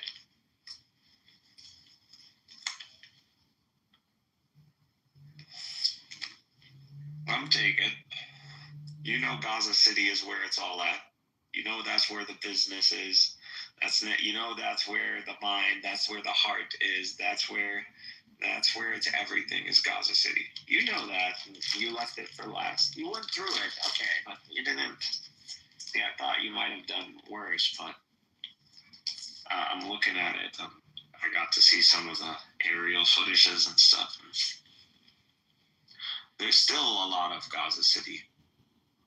It's hit. It's battle hardened and it's battle rocked for sure. Towers have gone down, but there's still enough there to recognize it. And there's a lot of people still there, and they're not leaving. And these are like the motherfucking stubborn people. These are the Gazans, and these are like the high-level refugee Palestinians who made it. So you're dealing with the cream of the crop, and it's not going to be a cakewalk, and we already saw it's not a cakewalk, right? So,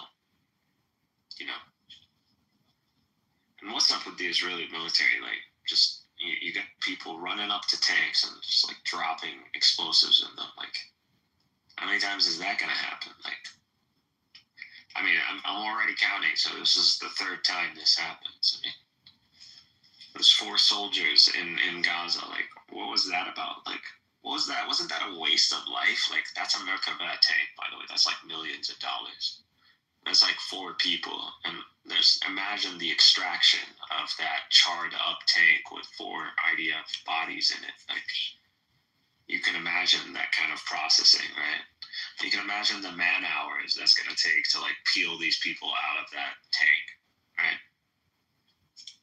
Like, people don't measure all those costs. Like, when a military, like, they think a military is just like a bunch of soldiers with guns, and like they have to like point them that way. They don't know there's a whole like mini society running behind, and all of that is the military, and that costs a lot of fucking money. They don't know that. You know. So just like park there, like it's fucking weird in the middle of Gaza, like with a hatch open. Like, what the fuck mentality is that? Like, what kind of military training is that? Just like pops it, throws in an explosive, and just like runs off. Like, these kids are gonna be like movie stars, like in for the future generation. Like, these guys are just like, you know, imagine now you're a 10-year-old Gazan kid watching this shit. Like, imagine that. Like, that's fuel for a whole new generation right there. And my generation is fueled by like a few little kids that have thrown rocks at tanks and got like killed. But this generation is going to be fueled by like a bunch of like 20-year-olds, maybe even younger, or maybe like 20s, maybe young 30s, maybe running up to tanks and like just blowing them up.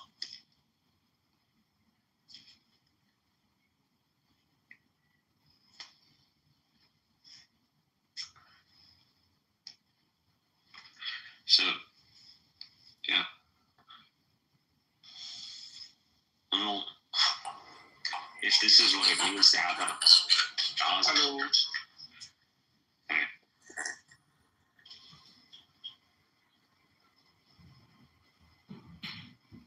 Hello. Yeah, you want to say anything? My side games. Yeah, yes. Well, you wake up and then come back.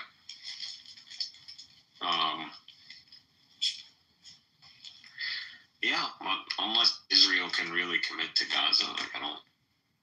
But this doesn't look like committing to Gaza, does it?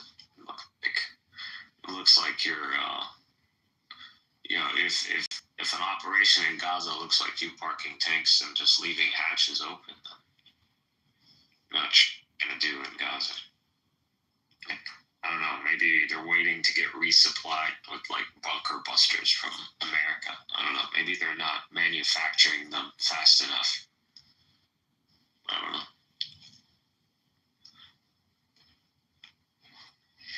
Maybe the killer Death Star needs to be cooled down.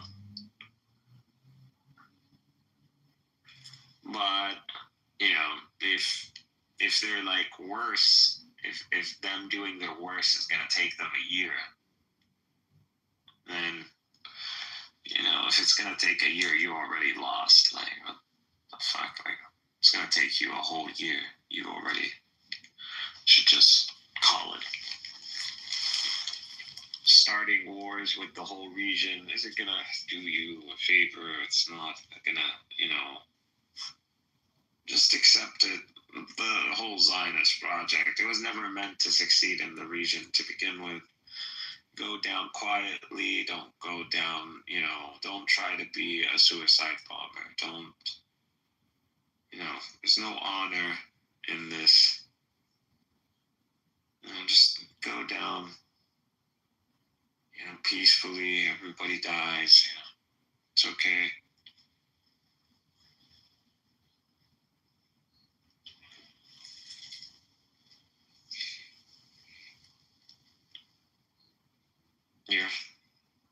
You're chosen to die.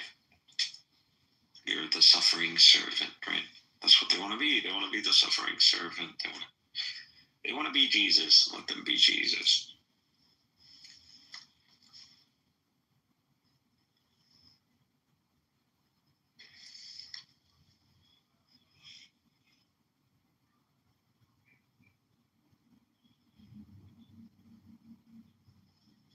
The Jews have to suffer for the coming of salvation, right?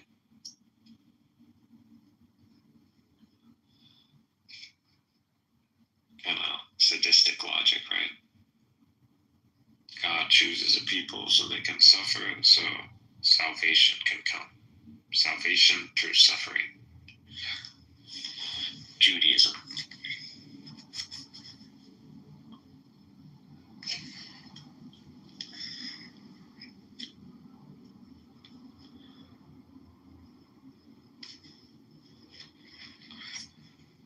But I'm gonna suffer. I'm gonna make everyone suffer too.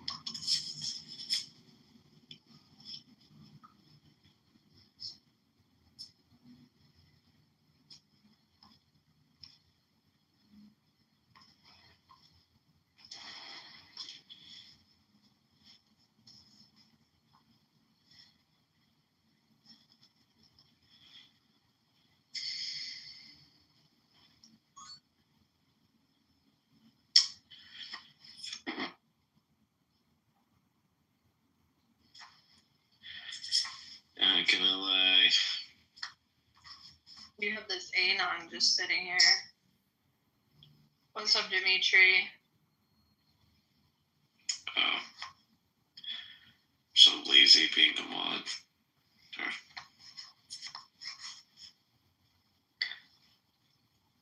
Hey, Royal. Hey, guys. How you doing? Good. What's the What do you topic? think? We're talking about the strikes, Israel did, Qatar. Well, Okay. I mean, Mikhail's doing most of the talking. I'm kind of sick, so. Oh, he left. Yeah, I'm not really talking too much. I'm kind of just listening because I'm not feeling great myself. Yeah, you're the sole mod now. Doctor, why don't you come up, bro? Dr. Omar. Hey guys, how's it going? Hello, Freddie. Hi, Royal. I heard that you're sick. I hope you have a speedy recovery from whatever disease you have. I don't have a disease, but yeah, thanks. Anyways, Royal, who are you thanking? You're thanking Israel for striking Qatar. This Did I is get not that my room, dude. This isn't my room, bro. No, it's the satire title. Royal, do you actually have a cow? No. Oh, Royal, that's not even you in the picture, I swear. no, that's her. That's her. No, man, this is an AI of me, bro. I don't care. It's an AI, but it looks like you, right? Yeah, I'm not gonna post pictures of my actual face. No, of here. course I understand that. Of course. But like, this is very much how you look like.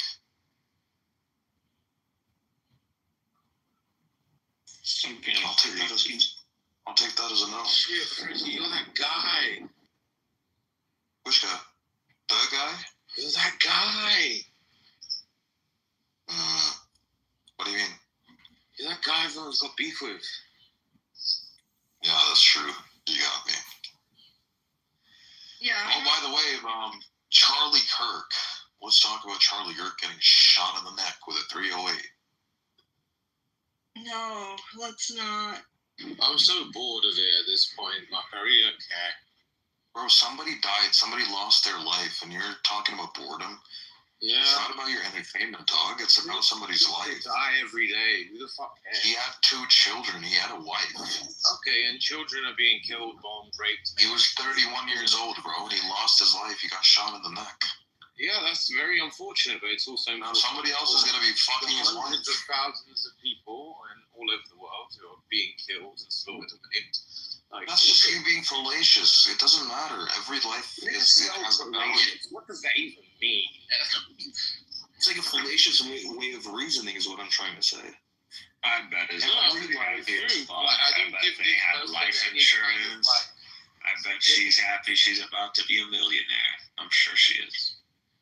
But somebody else, I know she might be happy, but what I'm gonna say is like, I'm sure Charlie isn't happy. Well, Charlie's dead. He doesn't have time to be happy or sad. Yeah, that's true. I think this is going to be the start to like more deaths of influencers, though, because essentially that's what he was. He wasn't like a fucking political pundit. He didn't have like the same amount of like clout or significance as like Tucker Carlson and these other ones. He was just a fucking influencer, and I think slowly we're going to start to see like a lot more of these kinds of things happening amongst. You think next is Ben Shapiro? We're not that lucky, but I hope so. Well, obviously this was like controlled. This was done by the Trump administration. Like, there's no fucking way somebody else did this. Bro, honestly, that's what I thought as well. I think It's probably some random motherfucker. No, I mean, Mikhail, if it was a random motherfucker, he wouldn't. You know, the fact that they shot him in the neck. Yeah. Yes, that was nice. That was Not a a hard crazy shot. No. It's not about being a hard shot. Listen, I myself have played nationals in sniping, right? So I'm gonna tell you, people could make that shot. yeah, it's not a problem. Making the shot is not a problem. The point to be understood in this entire situation is that he was shot in the neck, not in the head, not in the chest, not anywhere else, but in the neck. Why would you shoot somebody in the neck when you have a clear view of their head? Because you want to make it dramatic. You want to make it bloody. You want to get the attention of the masses. You know, you got to think like a sniper. You can shoot somebody in the head, and it'd be very anti-climactic. I get it. Yeah. So it was done for a show. I think maybe the person was aiming for the head and they missed. You never know. They just You just said it was an easy shot, and now you're saying that he missed. There's always going to be a margin of error. Could you imagine? There's always if gonna they be a were trying margin to of error. reenact the same thing they done with Trump, but Trump like sat there with his cronies and was like, "Well, when someone tried to shoot me and they missed, it worked out really well. Let's try and do it with this guy." And they just fucked up the whole thing. That would be funny. He was shot in the neck on purpose. From the impact, I could tell it was a 308. The way his body did that.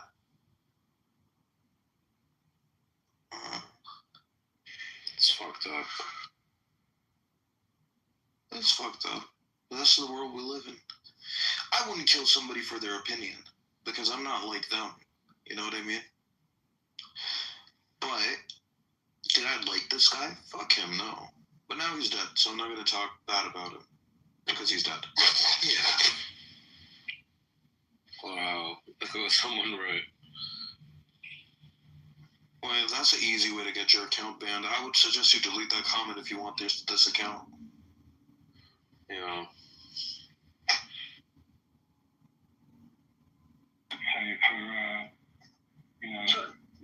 Yeah, what's this about Trump having a stroke? Is that right, Chucky? It's just speculation. His mouth is falling down one side, isn't it? I was watching the news earlier, when he was making his speech, people were speculating that he had a stroke, but nothing came out officially. What did he look on TV? His mouth was like falling down on one side, like it looked like he had a stroke, yeah, but a mild stroke. We'll have to look that up. We didn't hear that, Mitch. I believe he deserves far more than that. Hi, Lulu. Yeah, we didn't hear you then either. Sorry. So I said that Trump is far more bigger punishment than what you think with a mild stroke. Because you can't be complacent, yeah, with the same genocide and you think God is gonna give you good life. Never. How are you, Lulu? Yeah, good evening, Scotty. Good evening, everyone. Good evening, Sky. Long time no speak. A fellow Brit. A fellow Brit, innit? You get me? Guy does know me. Maybe he's just pretending he doesn't at this point. No, I was just talking. Yeah, hey Lula, you got another new name. I know. I like to just keep people on their toes. How you doing, bud? You all right? Keeping well? Yeah, I'm okay. Yeah. Very pleased to hear that. Good to see you. Yeah, Scotty's only been on this app like 3 weeks now, is it, Scotty? Yeah. You know, and you haven't gone insane yet, no? I'm on my way. I know that Lula's been on. I've been on this 5 years, and I think Lula's been on it like 4.5 at least. I'm 4 years next week, actually. Yeah, okay. September 21. Yeah. Yeah, it's an interesting space, that's for sure. I managed to get a house up to 2,200 in 2.5 weeks. Well, that's very impressive. Well done. You obviously got a lot of good stuff to say. Oh, I wouldn't say that. It depends on you lot. I'm just watching this video here and seeing if he's had a stroke or not. He said it's never happened, it's fake news. Perhaps they're referring to another candidate from another party. It certainly looks like a stroke. It's not hanging down one side, and he looks really out of it. It's very interesting to listen to you guys, you know. Hey, I'm stroke, you know. It's like both of you waiting for that to happen. No, because that everybody's saying that he can't use his face. So I want to see if he can use his face or not. Yeah, he can. Is this today that this has happened? Yeah, apparently. No, like the guy. It doesn't look any different. It doesn't look any different to me, though. No. I think you know, like from maybe Milani just slapped him. Medically, he can have stroke. You know, he's probably obese, not just overweight. Sufficiently aged. Okay. And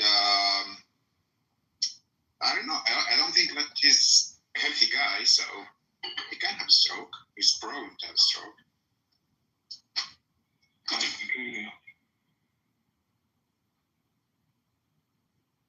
It might either be his actual distress about what happened last night, or his acting distressed about what happened. Not that I'm a cynic about Trump or anything. I don't wish him dead or anything. Jesus Christ, no. Oh no, I meant because of what happened with Charlie Kirk. He could be just so distraught by it because it was his mate that he's upset and that's why he looks different today. Or it could be that he's putting that on slightly because he's also Donald Trump. But I don't wish harm on anyone, including Charlie Kirk. I think it's terribly sad. Me too. Me too. Exactly the same. Donald Trump doesn't care about anyone except himself. He does care about his image, right? So if he looks like he's been troubled by it, then that he would think that he would get sympathy as well, because he's going to utilise this to rally more free speech. Yeah. There's no doubt at all. I mean, there's actually a lot of conspiracy theories that he martyred Charlie Kirk in order to push that narrative. I mean, I so hope that's not the case. But honestly, I wouldn't put anything past him. Well, you do get a thing called free speech, but you can't get free speech without consequences. So, in Britain, you know where we are, we're allowed to say what we want when we want. But this just goes to show that you can say what you want and you can do what you want when it comes to things like free speech. But it does come with consequences. Yeah, and it's interesting. My dad was saying earlier that it's sad that a young man's lost. I was talking to my parents on the phone about it, and he was saying, it's sad that this is a young man, a father who's lost his life, but actually how much violence is he incited by some of the things he said against other people. So you're right, there are consequences. That doesn't mean it's right he's been killed, but it's like, violence, hate breeds hate, love breeds love, right? The old Martin Luther King quote, better than I could. But yeah, it's never true where it's said you can say what you want, and we can say what we want. Like I could say some nasty things to some people, but it does have consequences. It can ruin the rest of their day, for instance, or it could cause their older brother, their older sister to come and exact revenge of their own type on me or whatever. So there is to a degree you can say what you want. It depends on what level you're prepared to do that. Sometimes my gran would say to me, you say it best when you say nothing at all, like the old song used to go. The Westlife song, I believe. Yeah, Ronan Keating, wasn't it? You say say nothing at all. Yeah, it's sad that. Yeah, sometimes it makes a bigger difference. It makes more of an impact when you don't say nothing at all. Sometimes it's better to just hold your peace, isn't it? Yeah, and just keep it held inside because, like you said, there's a father with two kids. It's not now. They've got to grow up without a dad now. But he took that, especially with the things he was talking about. Anybody with common sense would know that's a hot topic to talk about, and some things you just do not talk about, and you do not talk about it to that stage where you're on a stage worldwide. And if you think about historically, like someone like Martin Luther King was assassinated because he was, quote, controversial, which is crazy for us now, but he was at the time. But he was peaceful. He wasn't inciting hatred. He was inciting love. And he was still assassinated. So obviously, if you're going to be inciting hatred, which, he was with a lot of the things he was saying, particularly about the LGBT community, about race, about all kinds of things, and then weaponizing his Christianity against people. I'm a Christian myself, and I still recognize that's what he was doing. Then that is going to push a lot of buttons, and in a very unstable world where mental health is at its highest, in a place where you can buy a gun in a shop, it's risky. And again, I'm not saying it's okay, but I think, you or I going around our lives are not going to incur the same kind of level of threat, are we? Yeah. Did you see him saying, a few gun deaths a year is a price worth paying for protection? Yeah. I don't think he would have changed anything. I think even if you told Charlie Kirk, you said, hey, look, you're gonna have to die for your cause. You're gonna get shot in your neck in front of your kids. I don't think that would have changed anything, to be honest with you. No, me neither. How are you, Loza? I'm good, but I don't know where my baby's crying. Oh, bless you. See, I wouldn't know it was you until you spoke again then, because I've had that many. I've called that many people Lozen, and it's not been you. It's just your voice. I can tell when it's you now, because the name changes are just I can't keep up with. Why can't everybody just be called the same name like me? Yeah, sorry, Scotty. This is like my other account too. This is like my chill account. But I've got another account as well. Yeah. Usually I don't speak up that much on this account, but yeah, I mean, see, that's the thing. I don't even really. I've never really liked Charlie Kirk. But Oh, really? Wow. You're such a likable guy, though. What a lovely guy he was. So. I mean, I feel sympathy for his kids. I feel sympathy for his wife in the sense that, like, they're, I don't know, maybe not, I don't know about his wife, but his kids for sure. And, like, I see a lot of people saying, like, kind of celebrating his death, and it's like, you become a person like him, like with the gun thing, I also believe in my amendment rights because I don't know, that's kind of just, I don't want a tyrannical government to come and try and murder me and all of my fellow countrymen. But yeah, but that's what you got so many guns, but they, when are you going to start fighting back with this tyrannical government? Yeah, see, that's the thing. Thanks. Yeah, no, I get it, but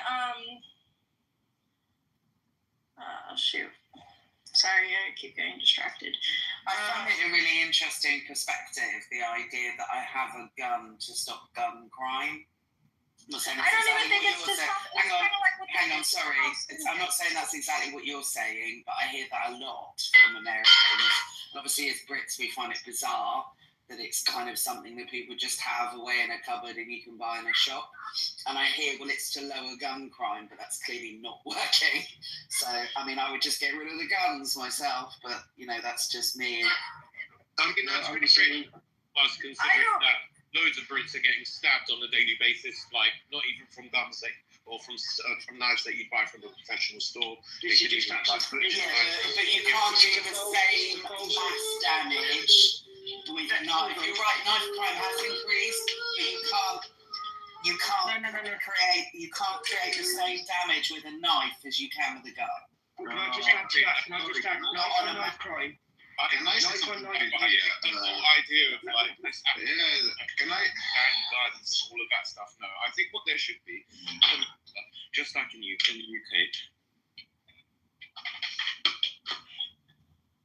Can I just add to that, Aaron, quickly? I think there's a level of extremes where one side just completely wants to ban, another side think they're allowed to buy a fucking AK from a Walmart, and I think that's obviously ridiculous. But there needs to be a kind. No, I was just agreeing with you. That's how I feel. Like, I don't think that they should be so unregulated. I don't think any freaking whack job should be able... And also, I think you should be forced to take classes periodically. Like, every 6 months to a year, you should be forced to take gun safety classes, because honestly, it's amazing how many people own guns and they know nothing about gun safety or anything. They don't make them take classes. I could go to Walmart right now and buy a gun. That's the thing that I really don't like, But yeah, sorry, continue. I was just agreeing with you because, I mean, it's like one thing to own guns. That's why we have the amendment, right? But to just make them accessible to any crazy a-hole. I completely agree. But what I don't like is when people try and draw the argument of like the UK being, and I'm not saying Lula done this, but like a lot of people in Europe or in other countries, they kind of like draw the argument and they try and present ourselves as if we're just so civilized and like modern and all of this stuff. I think at the same time, Britain is a bit ridiculous. Like if someone comes into your house to try and burgle you or hurt you and your family, you can't fucking hurt them. That is ridiculous. But but I'd rather that than kill someone with a gun. Can I say something? You don't have to kill someone, but I mean, like, if it's a case where it's you or them and they're physically trying to hurt. Yeah, but Dimitri, let me just say something to that, right? When is the last time you've heard on the news or chat GPT, whatever you like to do, that you've ever seen or heard of anyone in the last 25 years of anybody that's gone into somebody else's home while they've been inside that home and burgled them and used a knife or a gun? Bro, are you joking? Like, it happens all the fucking time in the UK. All kinds of burglaries happen. Tell me once. I mean, I couldn't give you a specific date off the top of my head right now. I'm fucking one case. Bro, you're being ridiculous. Look it up yourself. I'm not being ridiculous. I'm not being... Listen, right, There's literally like... I've done a lot of looking into this one particular subject because one of my friends was knife. He was one of the victims of a knife crime. Yeah, knife crime in the UK is predominantly a knife crime. Who knows the offender? The offender who commits that crime to the person knows that person randomly walking into a house, burgling a house, or doing it me walking down the road or somebody else. It's 9 on in never heard of. Right, like it as if you were going to get shot in America into a mall. Somebody walks into a mall, starts stabbing everyone, or somebody walks into a supermarket and starts stabbing everyone here. It's near enough unheard of. Only the last couple of times has been when we had them terrorist attacks, and the geezer attacked the other guy with a narwhal whale tusk to try and protect himself and a fire extinguisher. That's really randomly a one-off. Our kids, our teenagers, going and fighting postcode fights with another group of teenagers with knives, pulling them out and having fights. That's common. That's becoming more common. We've got an issue around that. But that's a knife crime on knife crime that people know each other. When it comes to like people burgling houses, it's absolutely rubbish. We had Tony Martin who shot the farmer. Who they broke into his mum and dad's house. They run away from him. As they run away from him, the two people that broke in, he shot them in the back. Shot one of them in the back and killed him. He got life for that. They jailed him for life, and then they changed it from life to 6 years of manslaughter in prison because everybody went mad about it. That was the last case that was ever heard of. The homeowner used excessive force. Now, we're allowed to use reasonable force, but not excessive. So, in other words, if somebody comes into your house with a spoon and starts stealing ice cream out your fridge, you can't then go and get an AK-47 and shoot him and kill him. That's just not the way it happens. And it's a false equivalence, right, with the knives and the guns, because the gang crime, and even in a school, there have been old occasions where kids have taken a knife into school here, and it's awful. And if anyone is killed in violent crime, it's awful, even one individual. But when people go into schools in America, they kill like 15, 20 people with a gun, right? We're talking mass killings. That's the difference between knives and guns. And I go as far as saying, in America, they shouldn't have any guns anymore because it's been going on for that. There's one once a month. Can I please say something about it? With all respect, Benji, just I need to talk because So of course. So I don't think that this issue of crime rates it would be resolved with like you guys have been talking, like looking for the magical solution. Okay, hey, either ban all firearms, or just hey, let's compare it to no, let's keep them. But hey, look what you have. You have in your country, you don't have firearms, and yet you have a lot of crimes. Well, I think that you can't make first any comparison between the UK and the US because they are both so different countries, like very different countries. First, from the culture first, the mindset of people, the mindset of criminals. A criminal in the US would never do the same thing in the UK, or like someone in the UK. If you compare, the kind of crimes in both countries are so different, so different. And to be honest, the UK, or in the UK, would have I think, I would correct me here if I'm wrong, you expect, a more rapid and quick answer from security forces than the US, and then someone living in God knows where in the US, in that large territory, someone maybe in the mountains, or I don't know in which hole, and being aggressive, and he needs to defend himself. I have my own brother, by the way, living in the US. I didn't say this to anyone. And he is married there. He has his own firearms. And when he talks to me about because we've had this discussion for a lot of times. And when he explained to me his perspective, why he is having this firearm, okay, and how is that important in the US, and how the Americans, they see a personal firearm or a firearm inside your house, okay, you cannot disagree with him. You cannot, you see. And if you're gonna say, hey, those firearms are causing, occasional shooting, yes, they are so horrible, they are so terrifying. And personally, I would never, see myself living there. I hear about school shooting, and they say, hey, who knows that maybe, God forbid, my kid another day will be there, okay, victim of those school shootings. So I say, you know what? That country is not for me, okay? There are people who can adapt with that. Good luck.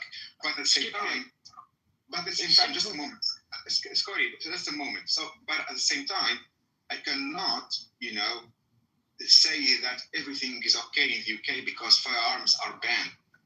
You ban firearms, you know what you would have? You would have clandestine firearms or smuggling. Yeah, but that's not what we've had. We had Can I just reference something really quickly? Right, so we had... I'll let him finish because I think We want you to respond. We want you to respond. We want you to respond to it. It's called an interjection. Scotty, I'm gonna finish this sentence. You've been talking let him land. We want you to respond. Can you land those? Right, so you would have, like, if you ban them, you have other means of crimes: acid attacks, knives attacks, smuggled firearms, and maybe, and if it's not really hard, explosive. And you never heard properly about the 3D printed firearms. You can have them. Those you cannot even trace them. You cannot even detect them. You cannot even know who shot that person with God knows which firearms printed in some house with a 3D printer. Thank you for this. Right, so we had...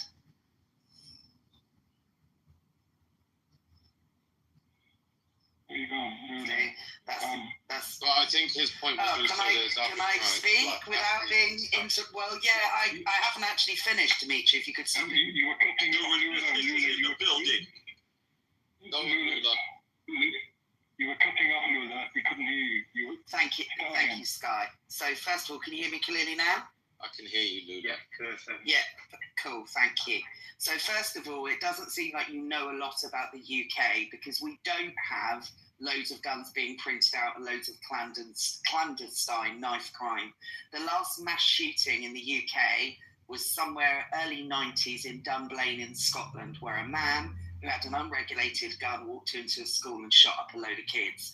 Pre that, about 5 or 10 years before, there was another man that walked through the streets of Hungerford near Berkshire and did the same and killed loads of people. Both of those people had severe mental health issues and had access to guns. Guess what happened? We stopped people having access to guns and we haven't had a mass shooting since, thank God. There have been odd occasions, but we haven't got loads of clandestine shootings going on. That's not the case. You're not wrong, we have crime. But the point I'm trying to make is that you don't get mass killings. Fuck Israel. That was pleasant. You don't get mass killings from these things. What you do get is, thank you for the hearts as well, random. What you do get is individual or smaller amounts of people impacted with those attacks. We've got problems. I'm not suggesting at all that the UK doesn't have problems, but I would never want guns here, and I'm so glad that after not even the Dunblane was a mass shooting, and straight after that, the law changed, and we haven't had any mass shootings since, and please God, may that... Yeah, you guys took away the guns and was substituted with knives, so now you guys just... Yeah, that's what right, and I've just said, there's not mass killings from knife attacks. Like, Yes, there is. There isn't resistance. There isn't. Yeah, can I speak? No, hang on. Let Dimitri go. Let Dimitri go. Can I? Yeah, let Dimitri go. Let Dimitri go now. Yeah, so initially when I first started speaking, one of the things I said is that I really don't like this idea of like absolutes, and I think CP kind of picked up on that like the US and the UK are very different kind of societies. There's a lot of different culture and things like that at play.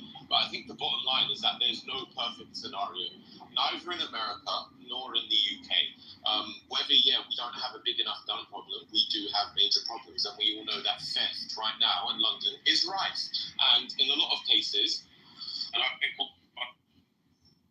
also a reasonable reaction, but more often than not, you have a few people chasing a guy with a Rolex who are wielding a fucking Bowie knife or a zombie knife, and he can't do anything. So I don't think that's a good idea either. But I think both of these places need some kind of like fucking intervention where someone steps in and says, really and truly, if someone's coming after you, you can go to this resort. And I think in America at the same time, there needs to be some more regulation. Now, I'm not saying that guns in the UK is the ultimate solution. But you can't compare like having I keep trying to speak. Hey, hang on a second. I just want to say that I keep hearing Americans saying that, knife crime in UK. And yeah, there is some, but I think there's a really distorted view of lots of Americans that we have mass knife crime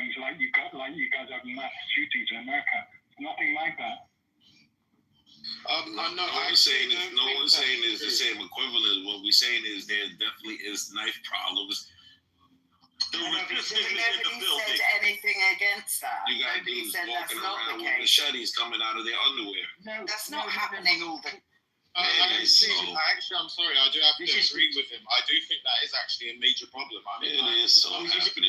You were just talking about a theft, though, Dimitri. You're saying someone's trying to steal something from you with a knife. That's not the same. Hang on. I didn't get a chance to respond to you before. You said someone comes after your knife for your Rolex. Well, you know what you do? You give them the Rolex. It shouldn't be happening, but that's not the same as being shot in the head.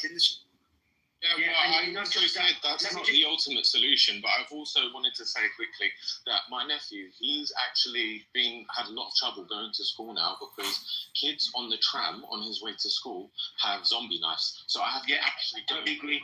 Like, it's ridiculous. It is out of hand. I Totally agree. But I want to just explain something to resistance. Either here or there, but I'm saying there is major problems we need to address. Right? Totally agree with you. Listen, resistance, you've got to stop saying, for me, for instance, you've got things that, like, it's going on rife and it's around here everywhere.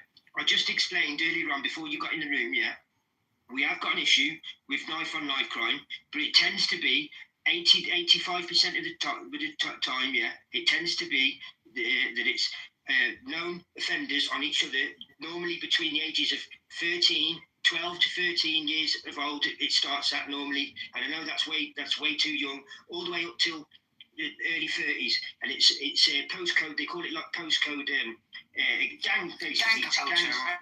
Gang culture, yeah. So I know I live in this postcode, that one lives in that one. He comes down my street. It's not random people. Not normally. It's not random. Like he just said, it's very, very rare. Somebody coming up for his Rolex with a machete. That's quite rare. I know it's getting a problem in London with theft and all that. But when it comes to knife crime, it's normally known offenders on known offenders. As in just really walking down the street and getting hit by somebody I don't know, and randomly that's very far between. I'm telling you that now. I've lived here. I've walked these streets. I've been down these streets. I've been in Glasgow. I've brought up and bred it in Glasgow, the biggest city in Scotland.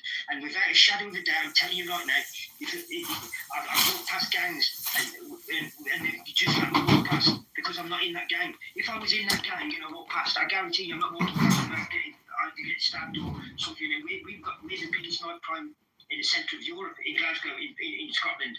But it's gang on gang. It's not randomness. Now, you just put guns into them people's hands that have got the postcode thing going on. I never said that. You put pollution there. No. I'm saying this is my point. For me, if you're America and everybody, and I know you're not going to agree with me because not one American I've ever spoken to in my whole life has ever agreed with me. If you've got rid of your gun crime, if you got rid of your guns altogether, and people would not be running around with knives, going to go and stab because it's too much of a personal thing. So, for instance, me come running after, or somebody come running after you, resistance, with a knife, I can guarantee you probably take that knife off them and probably send them just because of who you. Such that, like, there's no political dissension at all. There is no back and forth. There is no, like, discussion of rhetoric. Like, you say something about a particular government or even a member of parliament who's not even that high up, you get visited by what's called C10 officers, right, who operate like outside of their jurisdiction, operate in a completely different country. So, for example, right now, as I'm saying this shit, right, luckily I don't have to worry about this, but as I'm saying this shit right now, it shouldn't surprise any of you if tomorrow you hear, oh, Huey's off the app. What's gone on with Huey? I got approached by C10 officers, right? It's the Central Intelligence Officers of Zimbabwe, right? Like, for criticizing the Zimbabwean government, even though it's one of those things where people and their rhetoric, they have a right in this country. I believe in freedom of speech, but the reality is that people have the ability, not the right or even the legal right, but the ability to do unspeakable things behind being unhinged and hearing certain people's free speech opinions. So all that I'm asking from my fellow men is just to be kinder to each other. Tone down the rhetoric. Try to have the conversations without the gotcha moment, the aspersions, and the overall chaos that's gotten us to this point. Thank you for that. That's important, and I appreciate you saying that. It seems like that's not very difficult to do, right? I mean, we're essentially doing that in the room right here. You have to pull out of people. You have to have a group of people together that authentically care about other human beings and who are intellectually curious enough to want to actually know what other people think.